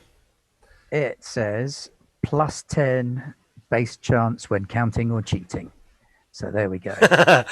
Two of Ben's favourite things. Just because I can't do them, it doesn't mean Pavel can't. So you said education. Yeah, and it's a +10 anyway, so you'll be at +20 because it's not hard. And yet, somehow, I forgot to add one of the plus 10s, but even then. Sure.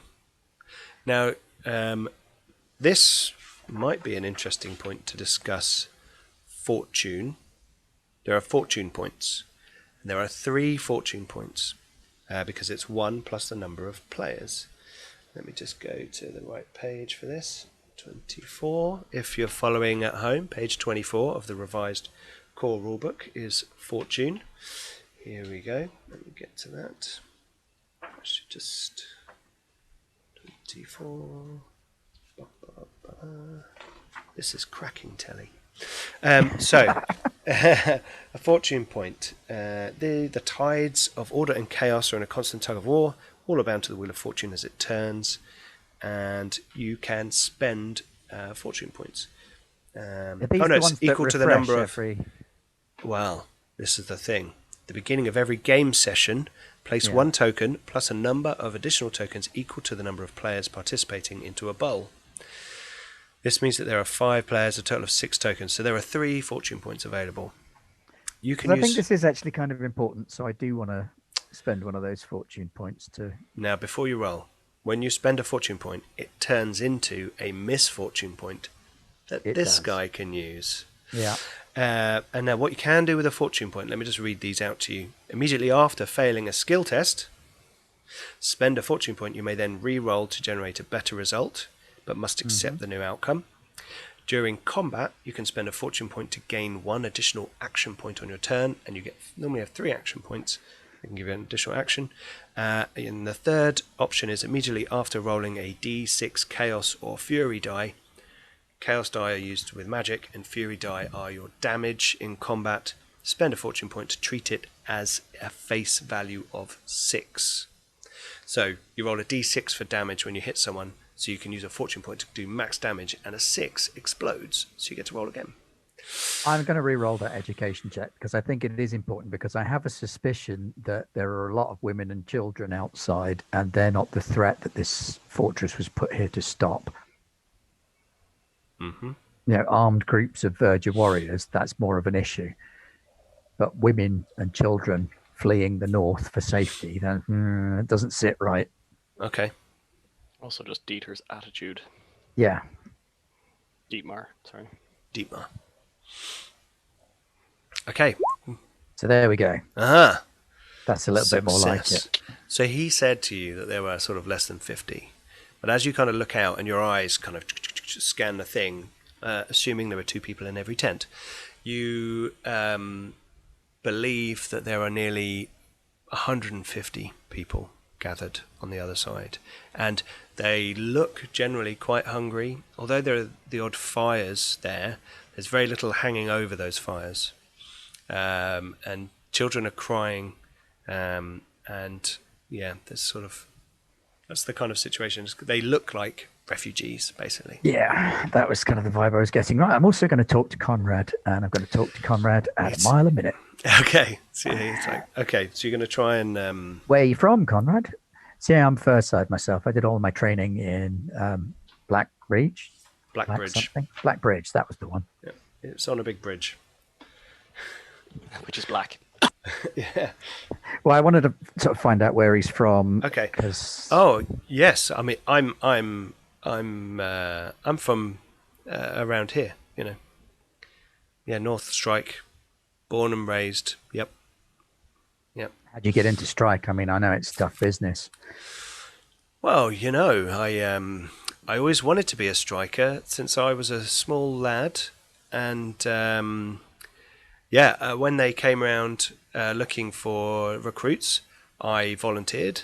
Went up north to those good old the Braden Hills.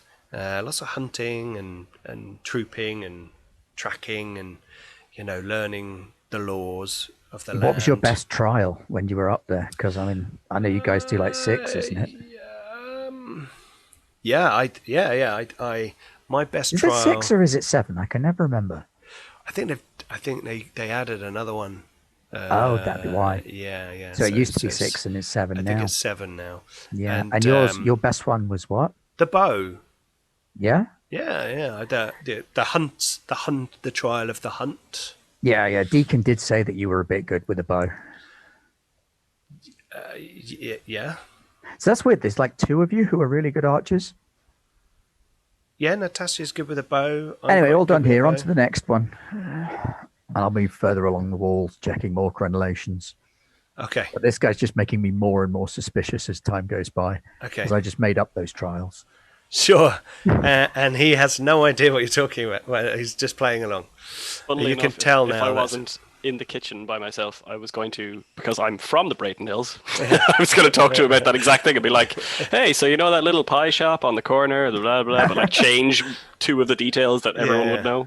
Yeah. But I'm not there. I'm sitting inside. But I also wanted to give Sir Stefan a chance to have a bit of a poke around on his own, maybe Yes. earwig Yeah. on some stuff. So. That's the plan. So, while you guys are out, while Pavel is out on the rampart with Giving Conrad, Conrad nervous breakdown. Sir Stefan, all. you have been left alone in the kitchen. What do you want to do? I am reticent to go too far away from you, because if shit goes down, it could go south real quick. But however, I am curious. Do you know what I want to do is, he said the pigeons are above where we are, didn't he? Yes. Yeah, can I go up and just check that out? Because that seems like a safer path than necessarily going down to wherever these other two guys are fucking having their chat. I'm going to go up. Okay, you're going to go up. Yeah. Right, hang on. Bear with me a second. Make Oh, sure- and actually, before I go, can I just have a quick check of the soup? It's not pigeon, is it? The mysterious meat in it. No. Like, it's No. not obviously bird. No, it's not. soup. No, it's actually Dark more meat of a. bird soup. It's actually more of a vegetable broth. This is my hill to die on. I'm all about the pigeons. That explains why we haven't encountered many wild vegetables. Exactly. They've all been. Those bastards! They've all been brutally murdered. Right. Sorry, I just the audience can see it, but you can't see it yet. I'm just moving you over now. Right. So you go up a level to here. Come up these stairs, and this is an area that's clearly set up for defending the tower. There is another weapons rack, which has there's a kind of crossbow, there's a bow, there's pots of arrows and bolts on the floor. There are a few close combat weapons on there as well, and there is a door to a chamber. Yeah, I'm gonna go over and open that door. Okay, you open that Best door, choice. and on the wall opposite the door, there is a ladder and a torch. There's the torch is not lit, but there's one lit in the room that you're in. When you open the door, the light comes in. You can see the ladder, and at the top of the ladder there is a hatch. Oh yes, please. Okay. Because I Stairs. Right. see what's going on. That I wasn't apologize quite- for all the map moving. It's fine. It's good. I wasn't quite able to set them all up in time. I mean, I couldn't get my children out of the house in time, let alone set all the maps up in time. That was the main reason we were late. Sorry, everybody. Okay. Once again, the audience can see, but the players can't. So here we go. Okay. You go up the ladder. Yep. Are you Going to shoot Comrade. attempting to be quiet in any way, or are you just going up and flapping the top up? Well, I'm not gonna like bang bang, but No, I'm no, not no. like Sure, I'm not sure. yeah, Okay, I'm not fine. trying to You're be not super sneaky. stealthy. Okay, but no, fine, that's fine. So you make your way up to you lift the hatch. It's not locked. There's actually like bolts on the interior, which you know. Makes sense. And you pull yourself up onto the roof of the tower, and there are crenellations all around, and there are kind of brazier pots that aren't lit right now on the roof, which are there's one over here and one over here. That one's not working. There we go. And there are two ballistas, whatever you say for plural of ballista, on a raised platform so that they are level with Can shoot into the women and wall, children. and they can shoot down. Good. They're on big winchy pivot type things, so you can these Pavel would be really interested in. Yeah. If he could get a view of these, but he's not around, so his loss. I see anything over through the tower? Uh-huh. Presume I can see it from here. So, is there anything it's literally this far apart. So, yeah. Is there anything of interest visible? On the other tower, can you see that? Yep. There is a large construct of wood with braziers, and you can see kind of pots, like a beacon, ceramic pots. It's like a big beacon style thing. And there's a row of ceramic pots around it that you assume are filled with oil that can be dashed on it, and then you can set this thing on fire. If there's a true the bad guys are coming kind of thing. The English are coming. No, wait, that was the American Revolution. Different thing altogether. Or you live in Rohan and you need to talk to someone in Gondor kind of thing. Yeah. They had a whole bunch of those though. Dude, I would not want to be the guy who lives on the top of that mountain next to that pile of sticks, just there to finally I've been here 10 years and I see. You also don't want to be the guy that is in the toilet when the other beacon gets lit, and so you miss it. And, the beacons are lit, but not all of them. Yeah, there's one. Just misses one in the chain, so it just stops. Oh, there it is. Yeah, it's gone. So you can't see anything up there. There's nothing unusual about kind of make a I scrutinize. This has been going well for me so far. Yeah, make a giant heap of corpses. Make a scrutinize roll. Someone nailed corpses to the outside of the tower. How did we not notice that on the way? This is a -30. Ooh. This is a tough one. Super tough. Well, Don't forget, there is another fortune through point. a tower. No. So fortune point is just a reroll, is it in this case? It is a reroll, so it's still it'd still be very difficult. I still have to get below a 20. I don't think it's worth. Probably not. I don't think it's worth it. It's not going to happen. Too narrow an option. The tower below that has arrow slits in one side of it that look down into the area where all the vergers are. But apart from that, it's just a solid tower. It's fairly bland, in fact, and just a robust fortification with very little embellishment or fanciness about it. So can I Technical see? Can I see Conrad and Powell on the? Yes. They're out on the thing, aren't they? They are out on the thing. He's taking his time. It's not enclosed or anything. No. It's not enclosed. Yeah. So you can peer over and see them, and you can see that there are lots of people down below. And at no point in my quest up through this tower did I find empty pigeon cages or empty. Not this tower. Yeah. All right. Did he say? He said it was this tower, didn't he? No, he just said. No, he upstairs. just said upstairs. Yeah. Oh, that's true. Yeah. And this one's called the Falcon Tower. The other one's called the Eerie. Yeah. So that makes sense. Okay. I'm gonna head back down and find my way out to the guys, having rested my leg. I'm not gonna go in search of the other people because I feel like that would be potentially a poor choice. Okay, so we're back down to this level. Yes. Okay.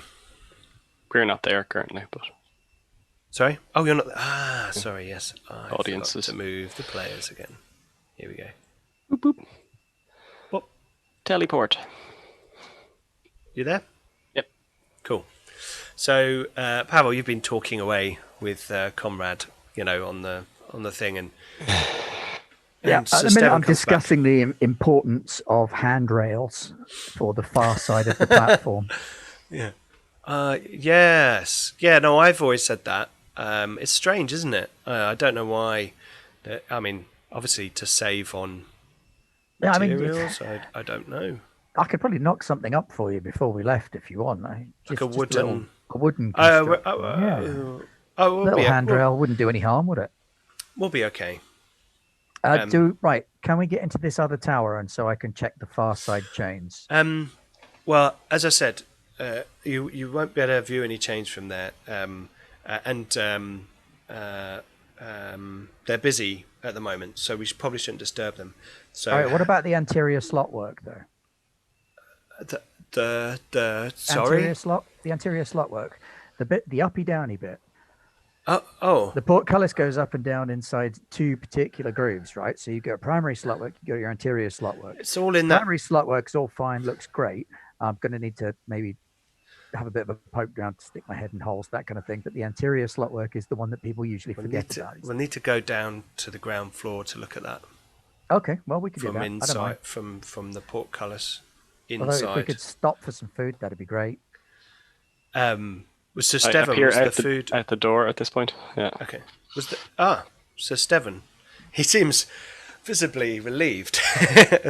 And he starts walking towards Sir Steven. Yes, Pavel, we can have a bite to eat through here, and then I could take you down to check the anterior slot work. Slot thingy. Yes, that'd be great. That one.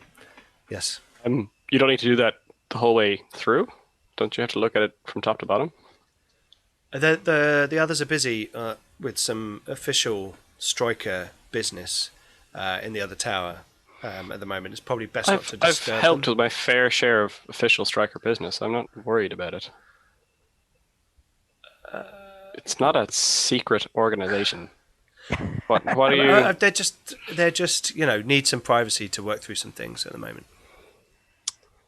Doesn't sound Hey, very Steven. official.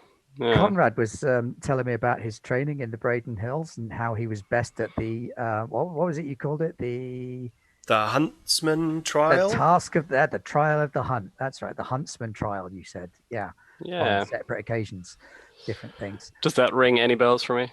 He's clearly making it out. It sounds they.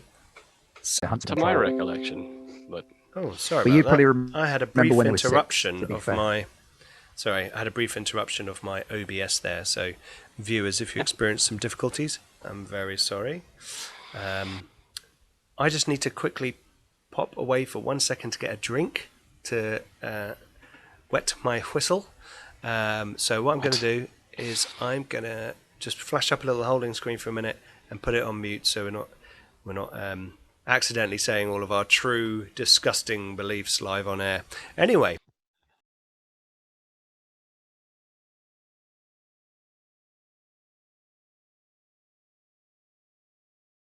And we're back. Okay, thank you for your patience, viewers, after our little comfort break there.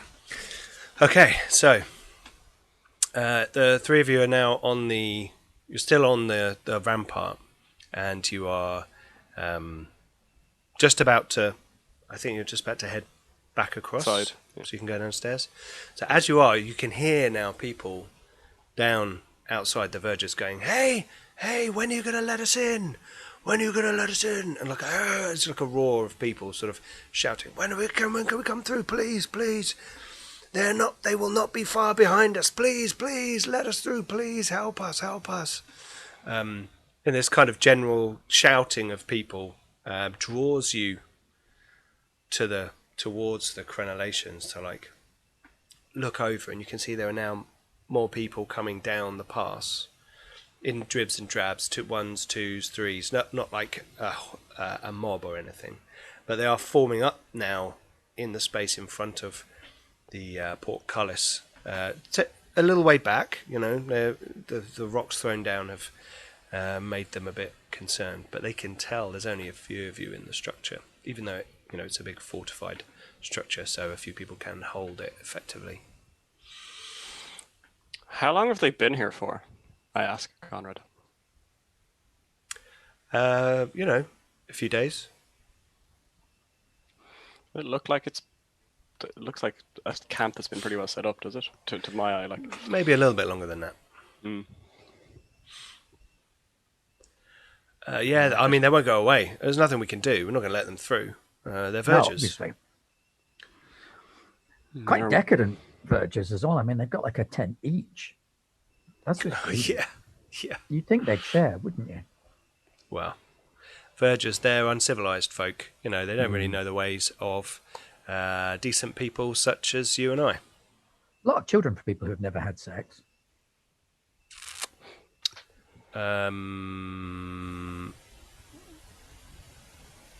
Yeah, I didn't. Did I say that? What? Anyway, look, should we go and check out the portcullis?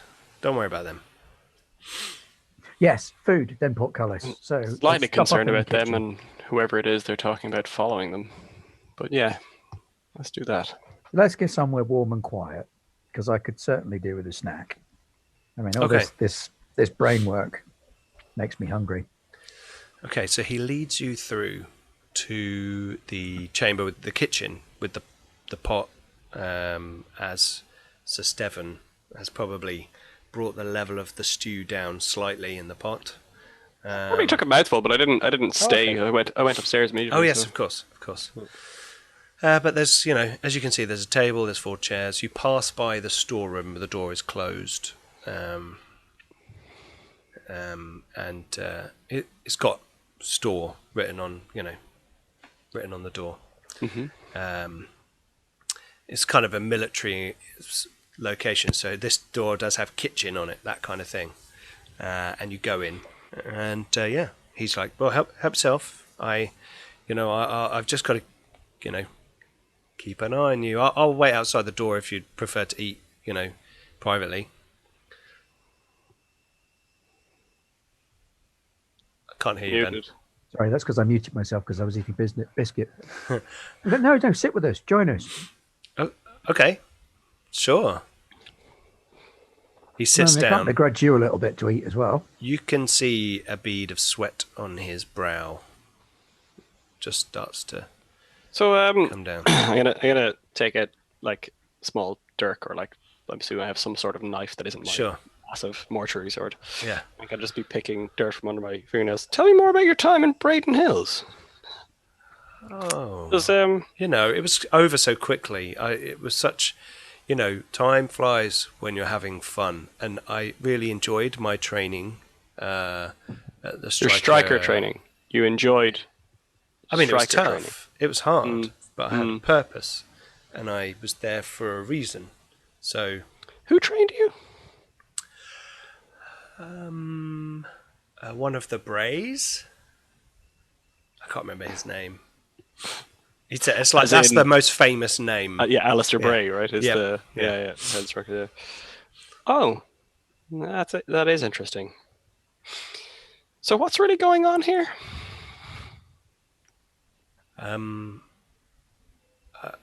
You're inspecting. Do you honestly think any of us believe that you're strikers?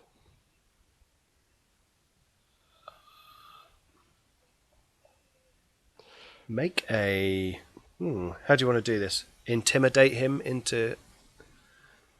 Are you trying to intimidate him? Yeah, let's do that. Okay. Let's.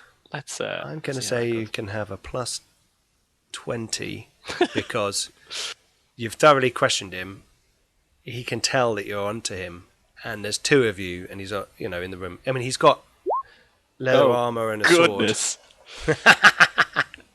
I'm going to use a point to reroll that. Why was your rating 0 on that one? I did plus 20. I don't know why. Oh. My intimidate is my brawn is 42, and I got a 5. Is that focus or what? I don't know what the small 5 is. That's your brawn bonus for when you do damage. That's really weird. I don't know why it came up as a 0. But brawn is 42, and I don't have any additional red dot or anything in intimidate. But I think I'll re-roll that with my what's it? Try changing the difficulty rating to easy instead of putting the modifier. Yeah, in. I'll do that actually. I think maybe it doesn't like plus because I did plus 20. So if I had just done 20, I think it might be is the easy roll. Boop. And then boop. Submit. Now that's better.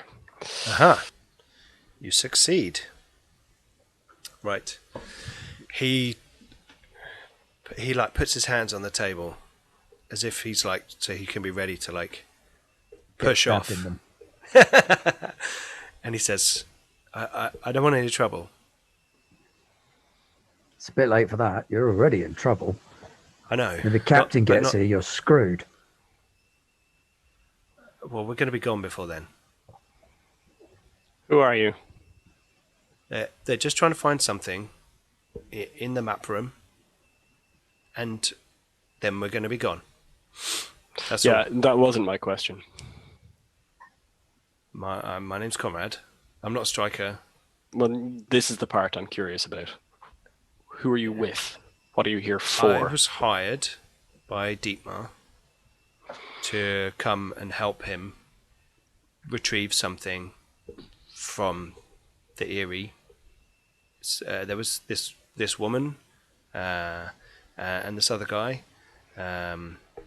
They seemed to convince him, Natasha and Rolf, and they seemed to convince Dietmar of their plan pretty quick, and yeah, I didn't think they would kill everyone. And you didn't kill anyone. I've been on watch the whole time. I haven't. I swear, I haven't hurt anyone. Apart from that woman I chucked a rock at earlier on, that's not me. I've been keeping an eye out. They wanted me to lead them up here, through the mountains. We couldn't go up the regular path. That's what I do. I'm a I don't know. Mountain guide. Yeah. I didn't think it would turn dark like this so quickly. Dietmar kind of killed a few of them, and I don't know what happened to the others. And then the Rolf's He killed a few strikers Yeah, himself. yeah, but I mean, they kind of. He got one unawares, then one in a one-on-one in the courtyard, and then one was trying to raise the portcullis, and he took him down. That's what he told me. I don't know. I was watching by the secret tunnel, the escape tunnel, and the pass to make sure no one else was coming. By the time I got to the keep, they were all dead, and he sort of starts rubbing his head and like, I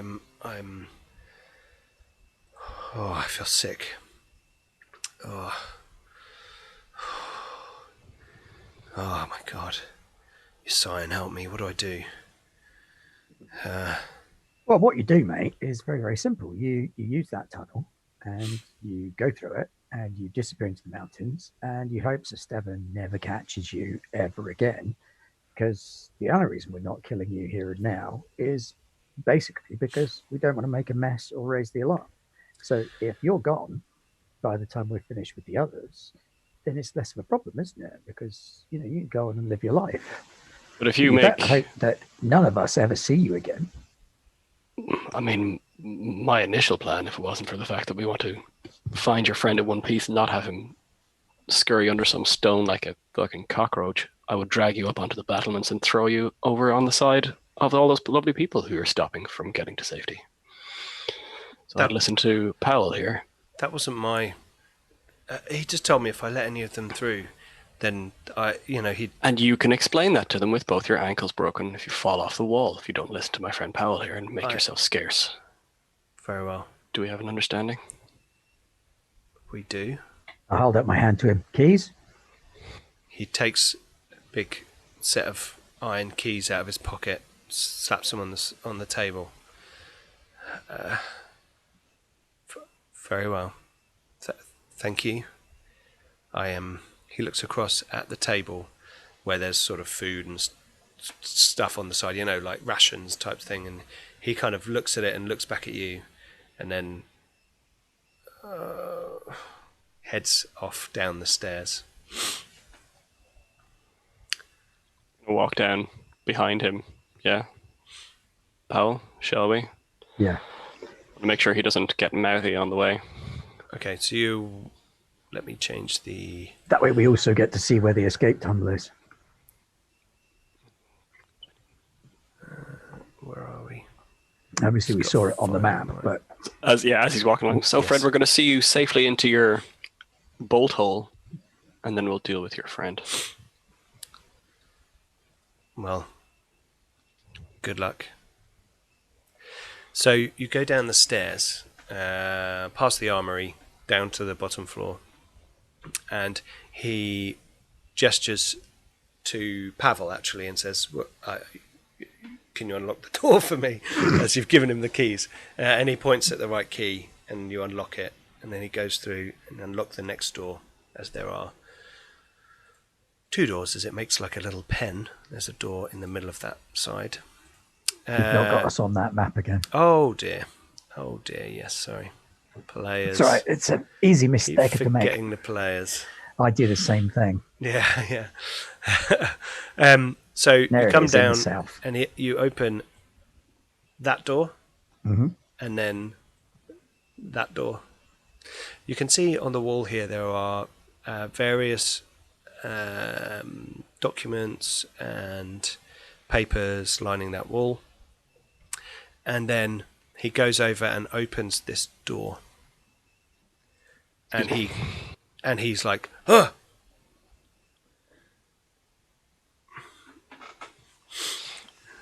And as you sort of step up behind him, you can see that there are some dead bodies stashed in this escape tunnel.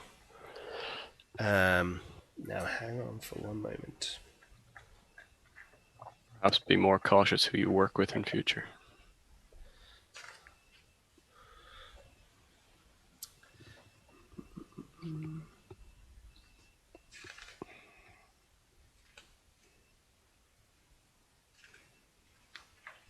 Sorry, I'm just checking. Corruption. No, you're okay. Okay, so you see these bodies of men that have been 2 men and a woman stripped of their armor and cloaks and etc. And they are dumped unceremoniously, kind of piled against each other like rag dolls in the corner. And he kind of slides past them, not looking at them, painfully turning his head to the side as he goes past them. And then you hear his footsteps as he runs, full pelt runs down the corridor towards the far exit.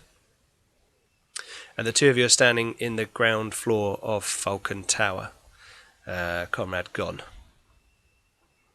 So, Powell, top down or bottom up? Well, I've got a couple of choices, really. I mean, I'm sort of tempted to open the portcullis and let those people through.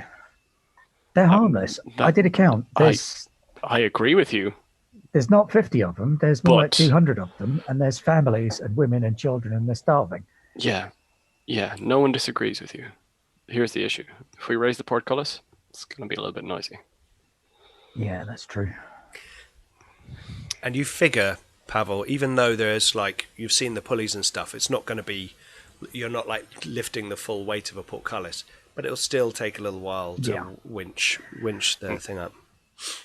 Well, top down's the best way to go, isn't it? I mean, you're the military expert. Makes the most sense to me, especially since that's where they didn't want us. But then they're more likely to escape because they can get out the base door.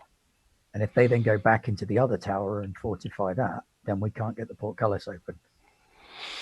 So there's not an exit from the tower, the other tower, other than on the ramparts. Oh, okay. So we've only got that one way in. As far as you know, you haven't seen a door on the outside of it.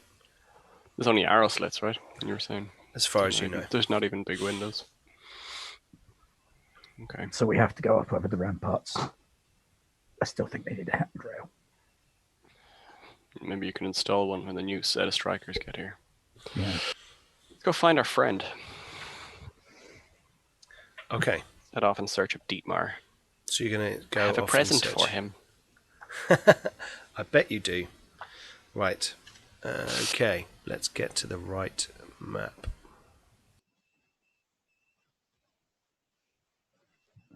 I just realised I've zoomed in on my face. I was much too big.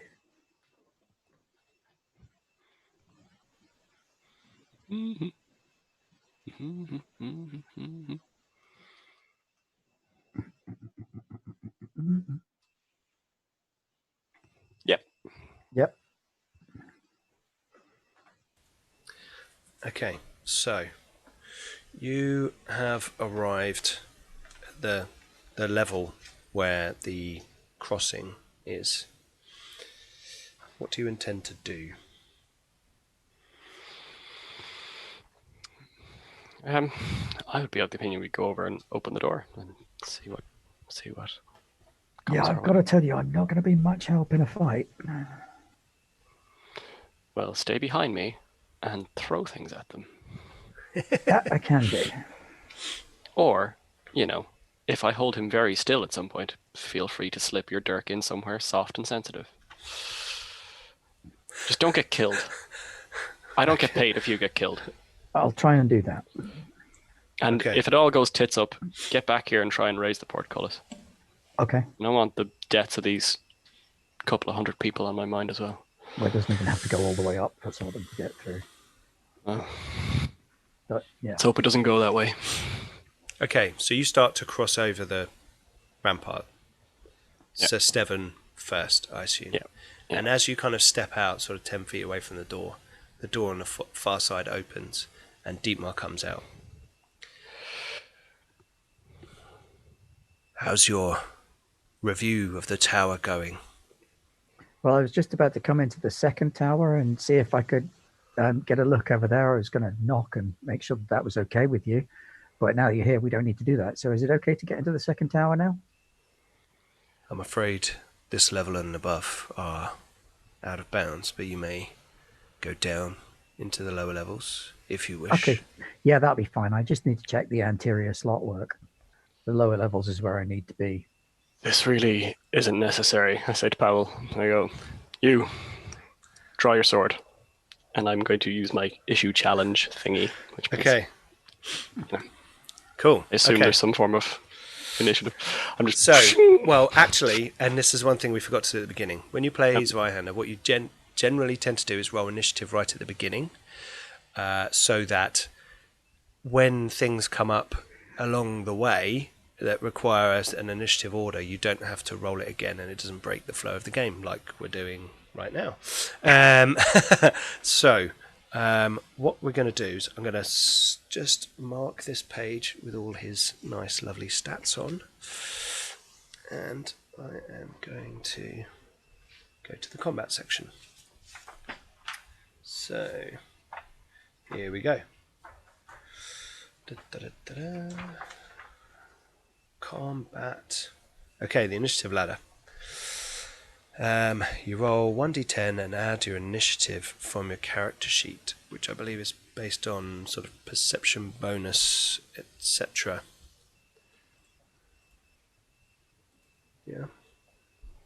Don't see anything that says initiative. It is in there. It may be on a latest. Let me have a look at Pavel's character sheet just to check. So. Oh, there it is. Found it. 8. 3 plus perception bonus. Yeah, there you go.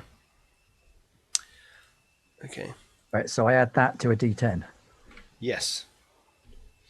What am I rolling? I'm rolling a d10 plus what? Your initiative modifier, I've got this problem with this thing being very skinny at the moment. which is 3 plus your perception bonus. Perception done something bonus? wrong. Is the bonus the 5, I assume? Yes, the It's little 50. number. Okay. Yes. So, Okay, hang on. slash-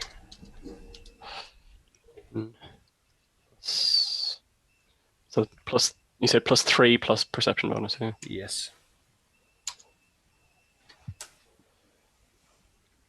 You- Ah! Right, 6. I got 6 plus 8. Don't get too cocky. Oh, on right, 14. you didn't add your thing. I didn't add my 8 because I had to use the dice roller because I pressed the wrong buttons. Oh. What's the roll command? Slash roll? And then it's whatever it is, and you can do pluses. Yeah, that's what I did. I did / roll d10 plus 8, and it says unrecognized. Oh, weird. 1d10 plus 8. Oh, that. Oh no, I just did D10. Did you? Yeah. Okay, so 14 we have Pavel. 12 we have Dietmar. And 11 we have Steven. Who, in spite of deciding the fight would start, somehow managed to not notice it was going to start. You noticed. Well, maybe Maybe I Dietmar was was maybe he was waiting for him about to to take start a fight as I was well. waiting for him to take a swing because Maybe. it's more honourable. Okay, so That's what it is. You're being honourable. absolutely. It did stop and issue a challenge, so So combat overview. There's no surprise. We take turns. Completely unarmed. So you get 3 action points at the start of your turn, which are then spent to commit to your actions as the turn comes up within the initiative ladder.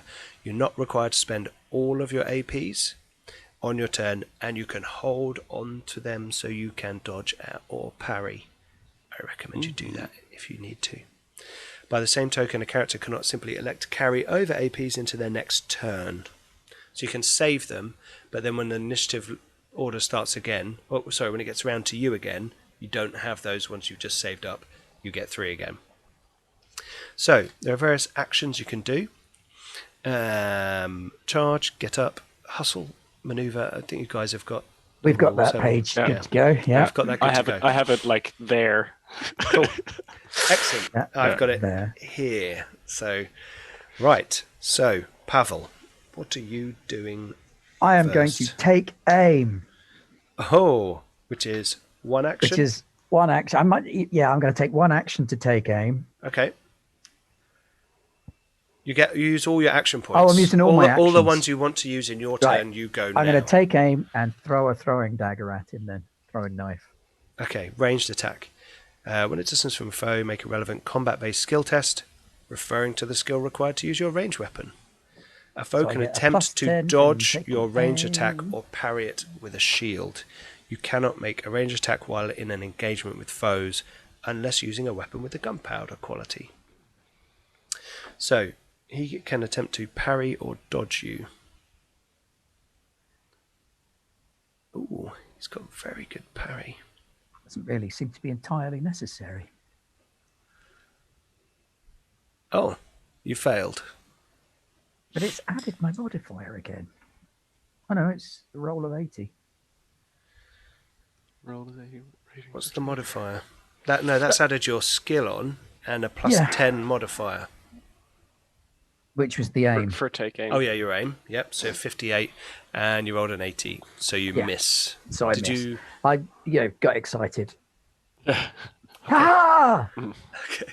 You didn't want like to. it comes flying out past my ear. Like, It clatters off the at stonework, him. At him. damaging the pointing on the Oh, stone. I'm going to have to fix that. And he looks at it, and then looks at you. Right, let's get this done then, shall we? He's got his sword out and his shield. We have And, made it look like we're incompetents. So at least we have that on our side. Yeah. Yes. You're a gimpy old man and I can't throw for shit. And he steps forward into. He's actually going to charge. Let me just get this right. Charge, 2 action points. Charge a distance equal to 2 times your movement if you move at least 3 yards, and then successfully strike with a melee weapon on the same turn. Add an additional 1d6 fury die to total damage results. However, this provokes an attack of opportunity attack if you leave an engagement. Sure, not doing. So he's going to charge, and then he's going to attack you. Mm-hmm. Yes. So melee attack. You may attempt to parry a melee attack. You cannot. Yeah. So you can parry, which you've got a stat for. I'm going to roll. Here we go. Sorry, my setup's a little bit. I've kind of spread out everywhere. It's like rather than having a keyboard right in front of me, it's like, oh, hang on, I've got to move the microphone. Right, so I'm going to. Okay, let's have a look. Martial melee, combat of that. He is successful in striking you. I'm going to try and parry. Why did it not go? Oh, I did. Yeah, there we go. So that will be... Yep. It's a very high roll, but it's a very high rating. So parry. That's cost you 1 action point. Yep. When you are successfully struck by a melee weapon, but before damage is determined, make a relevant combat skill test. If successful, you avoid all damage. If you critically succeed, you avoid all damage and do not have to spend an AP to parry. You cannot parry when left defenseless or helpless, nor can you parry called shots. So, I believe your ability means that he is defenseless against you. Yeah. So he can't parry your attacks. Well, he can't now anyway because he's used 3 action points. Sure, but if he had... But in general, yeah. Because of your... what's it called, sorry? Issue challenge. Issue challenge. He's now like, oh, I've got to come and kill you and I'm not going to hold back, kind of thing. You've kind of... I called him a goaded wee head and he's annoyed about it. Exactly. Right, so that's his go. So Steven, your go. I am going to... Let me have a quick look here. Boop. Will I just... Oh, that's so tempting. Yeah, just for style points, and since I have 2 things, I assume I could attack twice, couldn't I? With 2 AP? You can, but I think you get a penalty on second attack. Let's have a look. What's a coordination test? That's if you like get knocked over or something. You need to take a coordination test to... Oh, there it is. It's agility. Oh, that's a nice shout. Disarm. Oh, that's what I was going to do. Disarm and then stab him. I don't like him that much. You could do that. So you've got 2 action points left. Yeah, but I think I'll probably just try and stab him because I want to save 1 for parrying purposes. Stun him then instead. Yeah, but that just means he gets less AP. Oh, that's true. Yeah, no, I'm gonna do what was put on this earth to do and stab a man with my sword. Not me. Yeah, sure. My character. Yes. So I just rolled the thing beside the mortuary sword, I assume? Yes. Yeah. Bleh. That's a 14 on the roll. Yeah, That's that'll like do. all of the information at the same time. Okay. So, you hit him. You're successful. Your skill is 49, martial melee 10, difficulty... I don't even know I had a shield. Difficulty plus 20. I think you haven't clicked off easy. Oh, yep. Yep. But that's fine, because you've still passed. And you inflict 8 points of damage, but you've got your shield.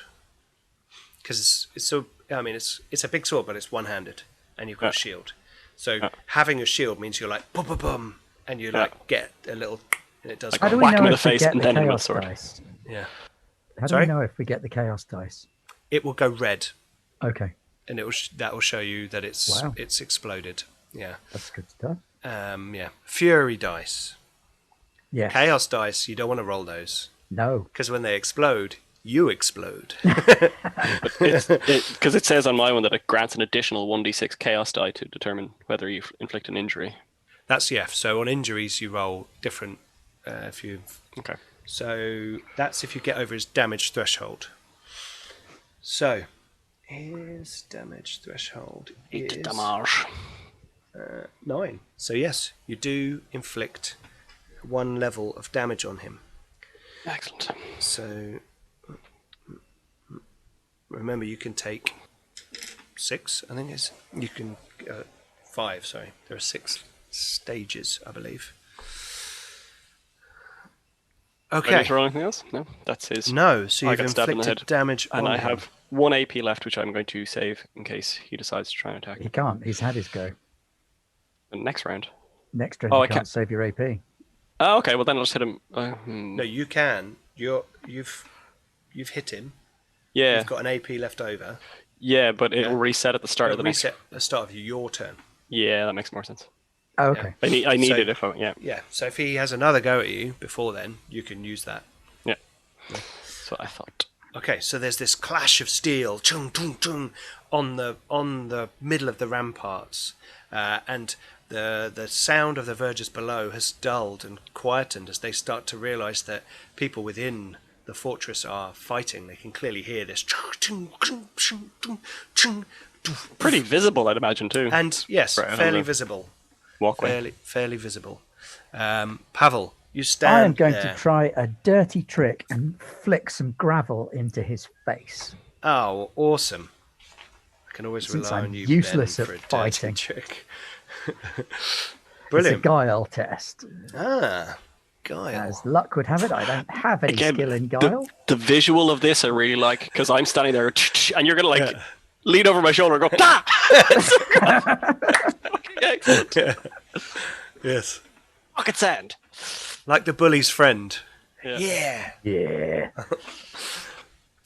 Right, make that guile roll. Let's have a look. I made it. Nice. Dirty trick.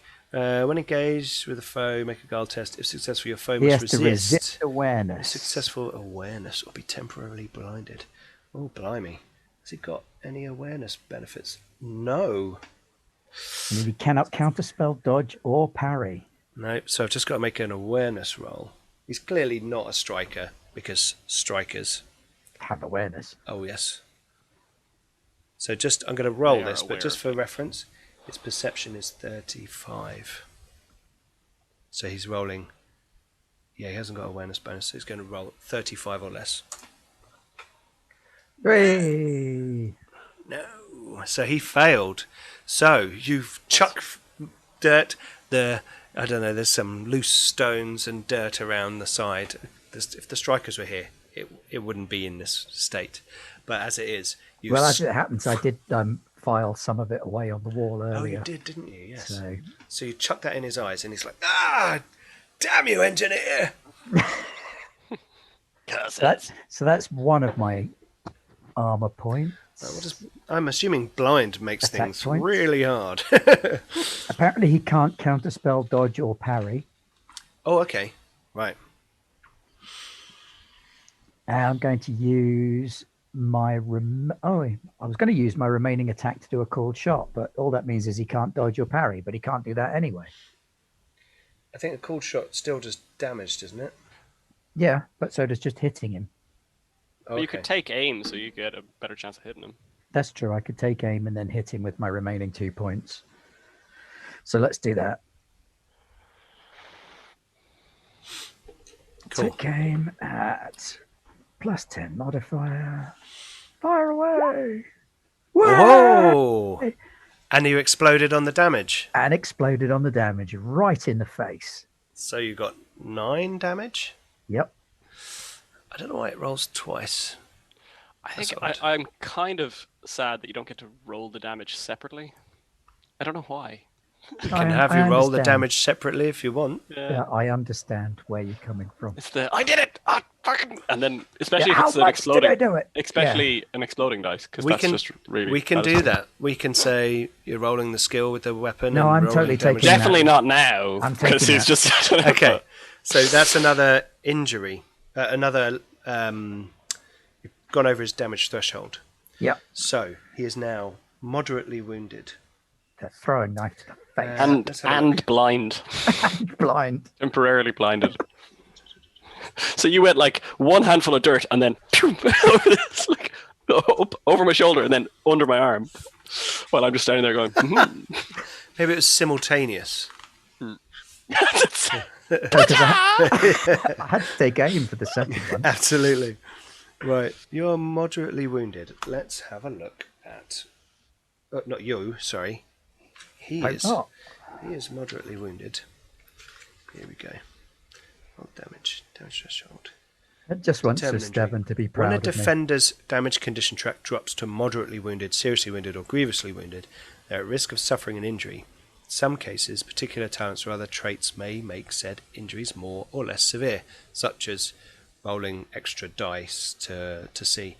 When a character's condition track drops to lightly wounded, there is no risk of injury. Once the condition track drops to moderately wounded, they must immediately roll a 1d6 chaos die. If the result is face 6, they suffer a moderate injury. Aha! Now, who is adding extra dice? me. Okay, Yeah, so we'll do that in a minute. So I'll let you roll that for me to see if he's moderately injured. T6? But it's Ben that did Yeah, the Ben. damage. Sorry, I was talking to. When Yeah, I said don't you, add anything extra.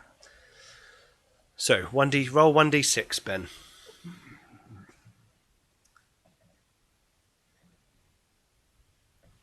But it's not roll 1d6. It's slash roll 1d6. Yes. Or actually do the right way slash. An unrecognized command. It's really not liking me. Oh. That's okay. I've got the other Go dice over to still. the left. Yeah, you got the I've dice done thingy. There you There's go. no 2. space. You didn't put in a space. No injury. Also, I think you're slashing in the wrong direction. I've slashed both ways. Yeah. Yeah. Slashed both ways, all over the place. Okay.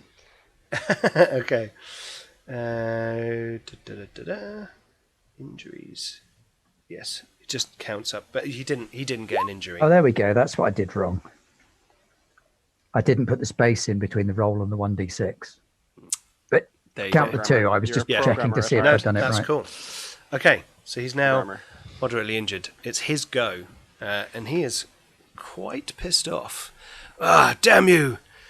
I knew we should have taken you down the moment you arrived. Bloody Conrad, he'll pay for this. Rah! And he swings at you. He's going to Blind. aim at Sir Steven, Uh-huh. and then he is going to attack. Yeah, so he gets plus 10. Okay, so I'm going to roll.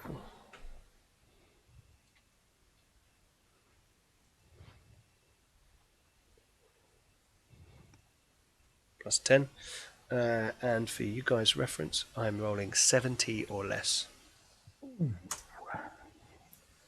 Boom. That is less than 70. That is. So, he is going to strike you, Sir Steven. Parry! Good job you did save that one. Yeah, we'll see. Good job I hadn't said the damage yet. Yeah, sorry, I keep forgetting about the submit part. I rolled a 4. Okay. So you successfully parry. Yes. Do it. Right. And his final action. He's going to try and disarm you, Sir Steven. That's just rude. Because he can't dodge anything anyway. So he's blind at the moment, isn't he? Yeah. I'm It is assuming he his would have had a turn. penalty. It is his turn. Apparently, the being blind thing runs out. Oh, no, on his okay. next turn. So he's blind Yeah, he's until blind his for next one turn. round. He would have to be blind for at least one, otherwise what would be the point of doing Okay, it? so he's Yeah. not going to attempt to. He's not going to attempt to do that. He's going to wipe the crap from his eyes. His last action point. Yes. Yeah, right. Hey, so Pete, I have a question. Shoot. It's my turn now, isn't it? Yeah. Knockout in Perilous Stunts says when a foe is defenseless or surprised, make an athletics test. He I is assume- defenseless. Yeah, but the weird thing is that reads like a rule condition, but everyone is defenseless against me if I fucking taunt them or whatever. But that just be like a Yeah, walk up and that's just go, boom. Yeah, that's Knock your them out. power. Like, fight me, That's- whack. They're unconscious. That is the profession talents are quite powerful. If you think about Seems- Pavel's, he can pretty much always critically succeed at engineering. Yeah. And you know, can challenge someone to a fight. What if there's 5 people around you? Only one of Yeah. them gets that bonus. But I can move it to the next person. It's not like once per. Once that person is defeated, you can't move it of your But I own could accord. potentially knock people out every round. In fact, Yes. it doesn't even say at the end of your turn it changes. It says if the person becomes like dead or unconscious, Yeah, that yeah. you can. So technically, since it's only one, Technically correct. The best kind of correct. It doesn't even cost an action point. So I could just go you whack you Knockouts whack, one. you whack if I roll well. Go on, then, Knockouts, 3 bang per him round. out. Yeah. Okay, Anyway, I'm gonna try. I'm gonna make try an and knock this athletics guy out. test Yeah, athletics or test. be knocked out. It's you making the athletics test.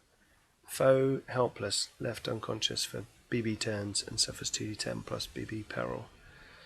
Oh, let's look at the specific rules on this one. Knockout. When engaged with a foe, make an athletics test. If successful, your foe is immediately knocked out. Oh, there you go. It is kept making the athletics roll. That wasn't clear from the short Yes, version. no, the short So version. you don't have a resistance against this anyway. No, I'm I guess you wouldn't 'cause defenseless you're defenseless. and blinded. And Hey, you wiped the knived. gunk out of your eyes. Athletics is there. Okay. Soup meat. Oh, didn't work out. So I'm just gonna stab him again. Okay, so you like go with the pommel of your sword, and he like ducks his head lazily to the side, Whack. and then you're just like, wah! All right then. Okay. Easy way, hard way. Where did my weapon go? Oh, it's at the bottom. Oh. Oh no. And Ooh, there's I have one more one- fortune point in the pool if you want to use it. no. And the one action point I have left, Yep. I will hold on to. Okay. I could try and do a disarm for funsies, but I assume he'll just use an action point to pick it back up, unless I get to keep it after I disarmed him. Yeah, I'll keep my action point for parrying purposes. Okay. Right, so we're back round to the beginning. A flurry of blows. Dietmar's slowly getting injured. And Pavel, we're back round to you. I'm a little bit stuck, really, because I don't want to get in and mix it up with him too much. So I guess I'm going to be resorting to throwing more knives at him. So I will.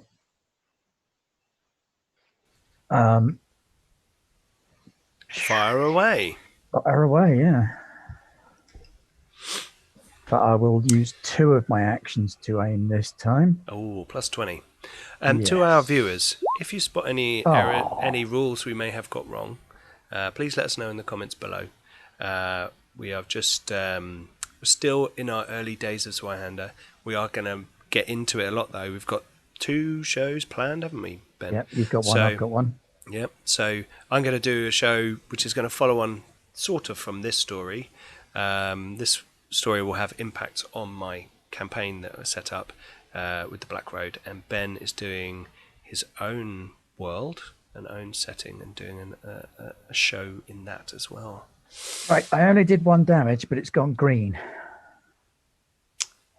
You mean you because you healed him? rolled a 1? You healed. I him don't for one know. damage. I would say I don't know what that means. So roll 1d6 plus your what does your dagger damage to? I just realised as well. I wouldn't have hit him on that first roll because it was still at the plus 20. Because I got a 73 and it was saying 79, but my thing is actually 59. I don't know if you want to don't worry. retcon that or. Don't worry.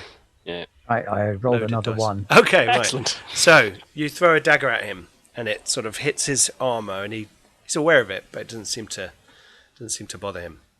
Gonna want that back later. It falls off the wall. No, no, it just skitters, clanks across the floor. Okay. Falls off the wall and stabs a small child who was curious about what was going on. I'm giving some serious thought to throwing a bottle of leeches at the guy. Shoving him off the wall. That's I've got a one. very Zweihander attack. Throwing a bottle of leeches at someone. Right, it's his go. He is going to try and.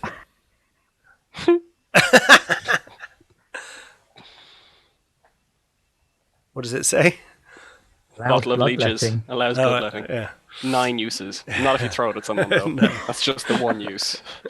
Do you want to throw Yeah, your but- bottle of leeches at... I know you've run out of action I've points. run out of action points, Right. but it's a tempting offer. Okay, he's going to attack Sir Steven. He's going to aim twice and go for it, which means he's going to be at plus 20. So he's going to be rolling on a 90.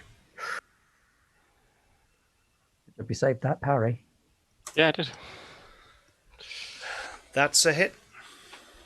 Or is it? Let's find out. Next time on Dragon. No. Yeah. Ah, Parry. you parry. Okay, so you So parry him. glad you're here. Yeah, he'd have minced you about He would have 30 absolutely seconds into this. brutalized me. You're gonna parry with what? My hands? My face. My face, Parry your sword with my face. not the face. Okay, so With my Steven. leeches. So Steven, you've used one action point to parry. So you are That now. was from last round. I'm back Oh, at it 3 was, now. wasn't it? Yeah, Yes, I you saved it saved from it. last round. So you've got 3 action points. How are you going to mess him up? I suppose. I'm still tempted to try knockout again. I was gonna aim and then aim, hit, save one for parry, but I think I'll try knockout one more time. Okay. Just in case. Just because it didn't work once, it doesn't mean it won't work the second time. Exactly. Sure. Brawn athletics. Go. Yeah. Okay. So you take the pommel Pommel, off your yeah. helmet as he's turning, fighting, and he like looks. Pavel's like throwing something, and he's turned around. He's like, "Fuck you!" Then you whack him in his neck, and he just like crumples like a sack of crap on the floor. Roll 2d10 2d10. and add your BB.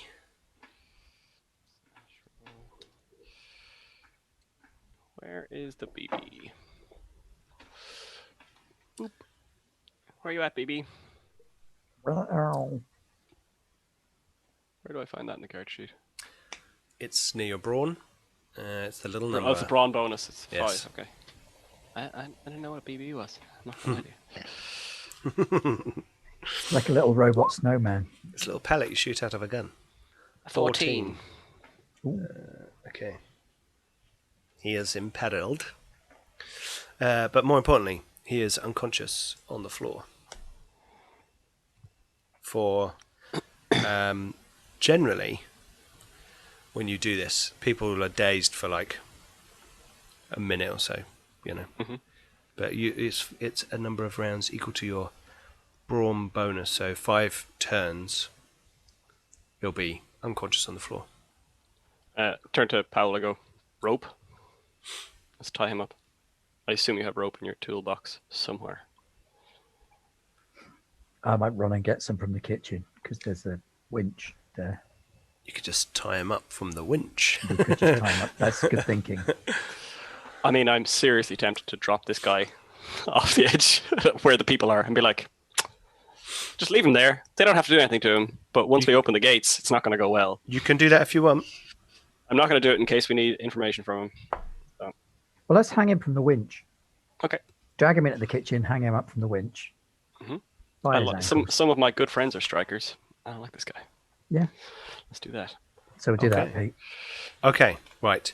So you're going to tie him up to the winch. So you FYI, I only have about another 15-minute window I actually, Okay. yeah, I before probably I have to begin the go bed That's fine. timing. That's fine. now-ish, to be honest. So do I. So it's good timing. So this will be part 1. Although we said it's a one-shot, it looks like we'll have to come back for a 2-shot. Okay. Ben and I keep doing this. It's like, yeah. We have a habit. Yes. Okay. God so damn us and our talking during a role-playing session. hey, no, it's been good. Right. So you tie Dietmar up to the rope on the winch, and you kind of push him out so that when he wakes up, he's dangling in the air. I assume that was your intent. Yep. And then you're gonna head back Kind of over. hog-tied, I think, because Yeah, if we didn't yeah, hog-tie properly. him, his hands would be free and he could get down. You don't want Absolutely, that. absolutely. You hog Nobody tie wants him. a recurring bad guy. No. Okay, so you guys are going to go across the ramparts to the other side. Mm-hmm. Yeah.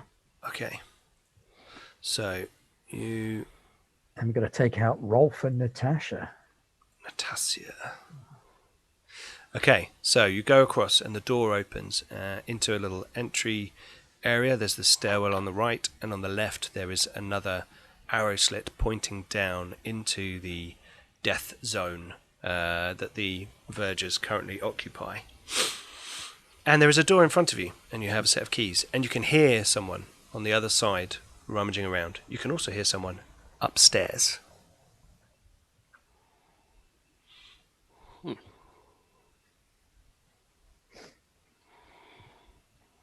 take the key, start opening the door, I guess, Okay.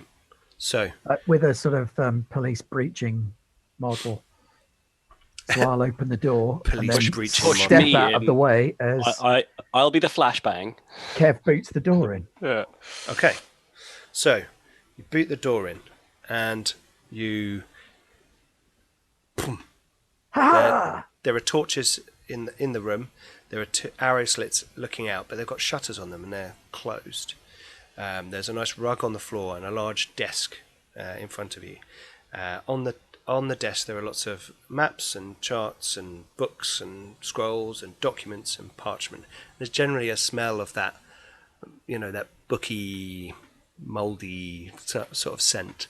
Mm-hmm. Hunched over the table is a figure. She is wearing like a ragged-looking robe. She's wearing a skull on her head that has large antlers coming off of it. And she looks a lot like nice. that lady there. And she turns around and goes, "Ah!" And we'll finish there. Excellent. I'm Cool. absolutely throwing a bottle of leeches at that one. She seems friendly. Yes, very friendly. Right. Oh, cool. Good stuff. Thank you, guys. Thank you. Had a lot of fun. And thank you, everyone who joined us for that. Sorry we're a bit late starting. Just a few parental duties to resolve before I could get the house clear. But yes, thank you for joining us here on Garblag Games. If you're new to the show and Zweihander has brought you here, then I'm sorry if we got any of those rules wrong. And if you're one of our regulars, then there will be more Zweihander coming soon. And we will get more rules wrong. We'll always get rules wrong. That's just the way we do it. As long as we get rule one right, that's what counts. Mm-hmm. Right. Yes, Pete is always right. Yep. Oh no. Yeah. Have fun. Have fun. That's the key. Right. So if you guys want to check out Black Road, you can get it on DriveThruRPG. I'm going to put a link below for that after this is finished broadcasting. Also, the maps we've been using are from an adventure location that I've published on DriveThruRPG called the Mountain Tollkeep, which you can also get your hands on. If you do, that's awesome. If not, don't worry. Also, our patrons have got a lot of these things for free already. So if you want to support the channel in another way, then please go and check out our Patreon. We'll also have a link for that shortly after. And obviously, there's all the social medias and Discord and all that kind of stuff going on. So please. Discord has been blowing up in the last sort of half an hour with people discussing a lot of Warhammer and Zweihandery type things. Oh, cool. But it also gives you an opportunity to investigate the perilous space adventures of my murder hobo players in the game that I'm running at home. Your traveller game. Yeah. Are you going to broadcast that one for us? Murder everyone! Probably not. I'm still working my way around to persuading the guys that it's okay to be on broadcasting is an camera. idea. One thing you could want to add is the tabletop role-playing game thing that you're doing for your birthday. Oh, yeah. Well, it's my 40th this year. And I thought, the wife said, do you want a party? And I said, yeah, but with dice and role-playing and war games and figures. And she's like, oh. So we're trying to organise a hall in St Albans for the 25th of April, which is International Tabletop Day. And it's near my birthday. It's kind of an excuse to spend some money on it, really. I'm going to hire a hall, and people can turn up and play games and bring games and do all kinds of stuff. So if you're in the UK, or I think some of our European friends may actually be coming, hopefully. It's going to be a great day, all day, playing games, lots of fun. And we'll put stuff about it on social media as well, in case you want to find out about that. Yes, there's also all our other shows. I've just finished a Star Wars Fantasy Flight Games Edge of the Empire series called Fractured Empire, which I did a very much more... I was trying to make the episodes seem very Star Warsy. Everything started in the middle of the action. Everything had a cliffhanger. Everything was, a chase scene or lightsabers or, it was very Star Wars and had a lot of fun doing it. And we just finished it off with really cool episode where all the previous episodes came together. There were obviously 9 episodes in the series. You always have 9 episodes in a Star Wars series. So go and check that as well. We have Flint and Steel, which is our Warhammer Fantasy Roleplay show. The flagship show. The flagship show, which is Warhammer Fantasy Roleplay, is the where this came from. In essence, the cousin of Zweihander. So we do like sort of grim, dark things on the channel, and our fans do as well. Obviously, season 1 and 2 were the best. Is that because you were in them, Ben? And Kev. And Kev, obviously. That's why they were the best. Season 3 is kind of crazy. Yeah, I've just had Uber's Reich get. Anyway, I won't. No spoilers. No spoilers. And yes, so there's loads of stuff going on, loads of stuff on the channel. Please go and check it out. And thank you very much for joining us today on Garblag Games. Thank you and good night. Bye-bye. Bye. Oh, hang on.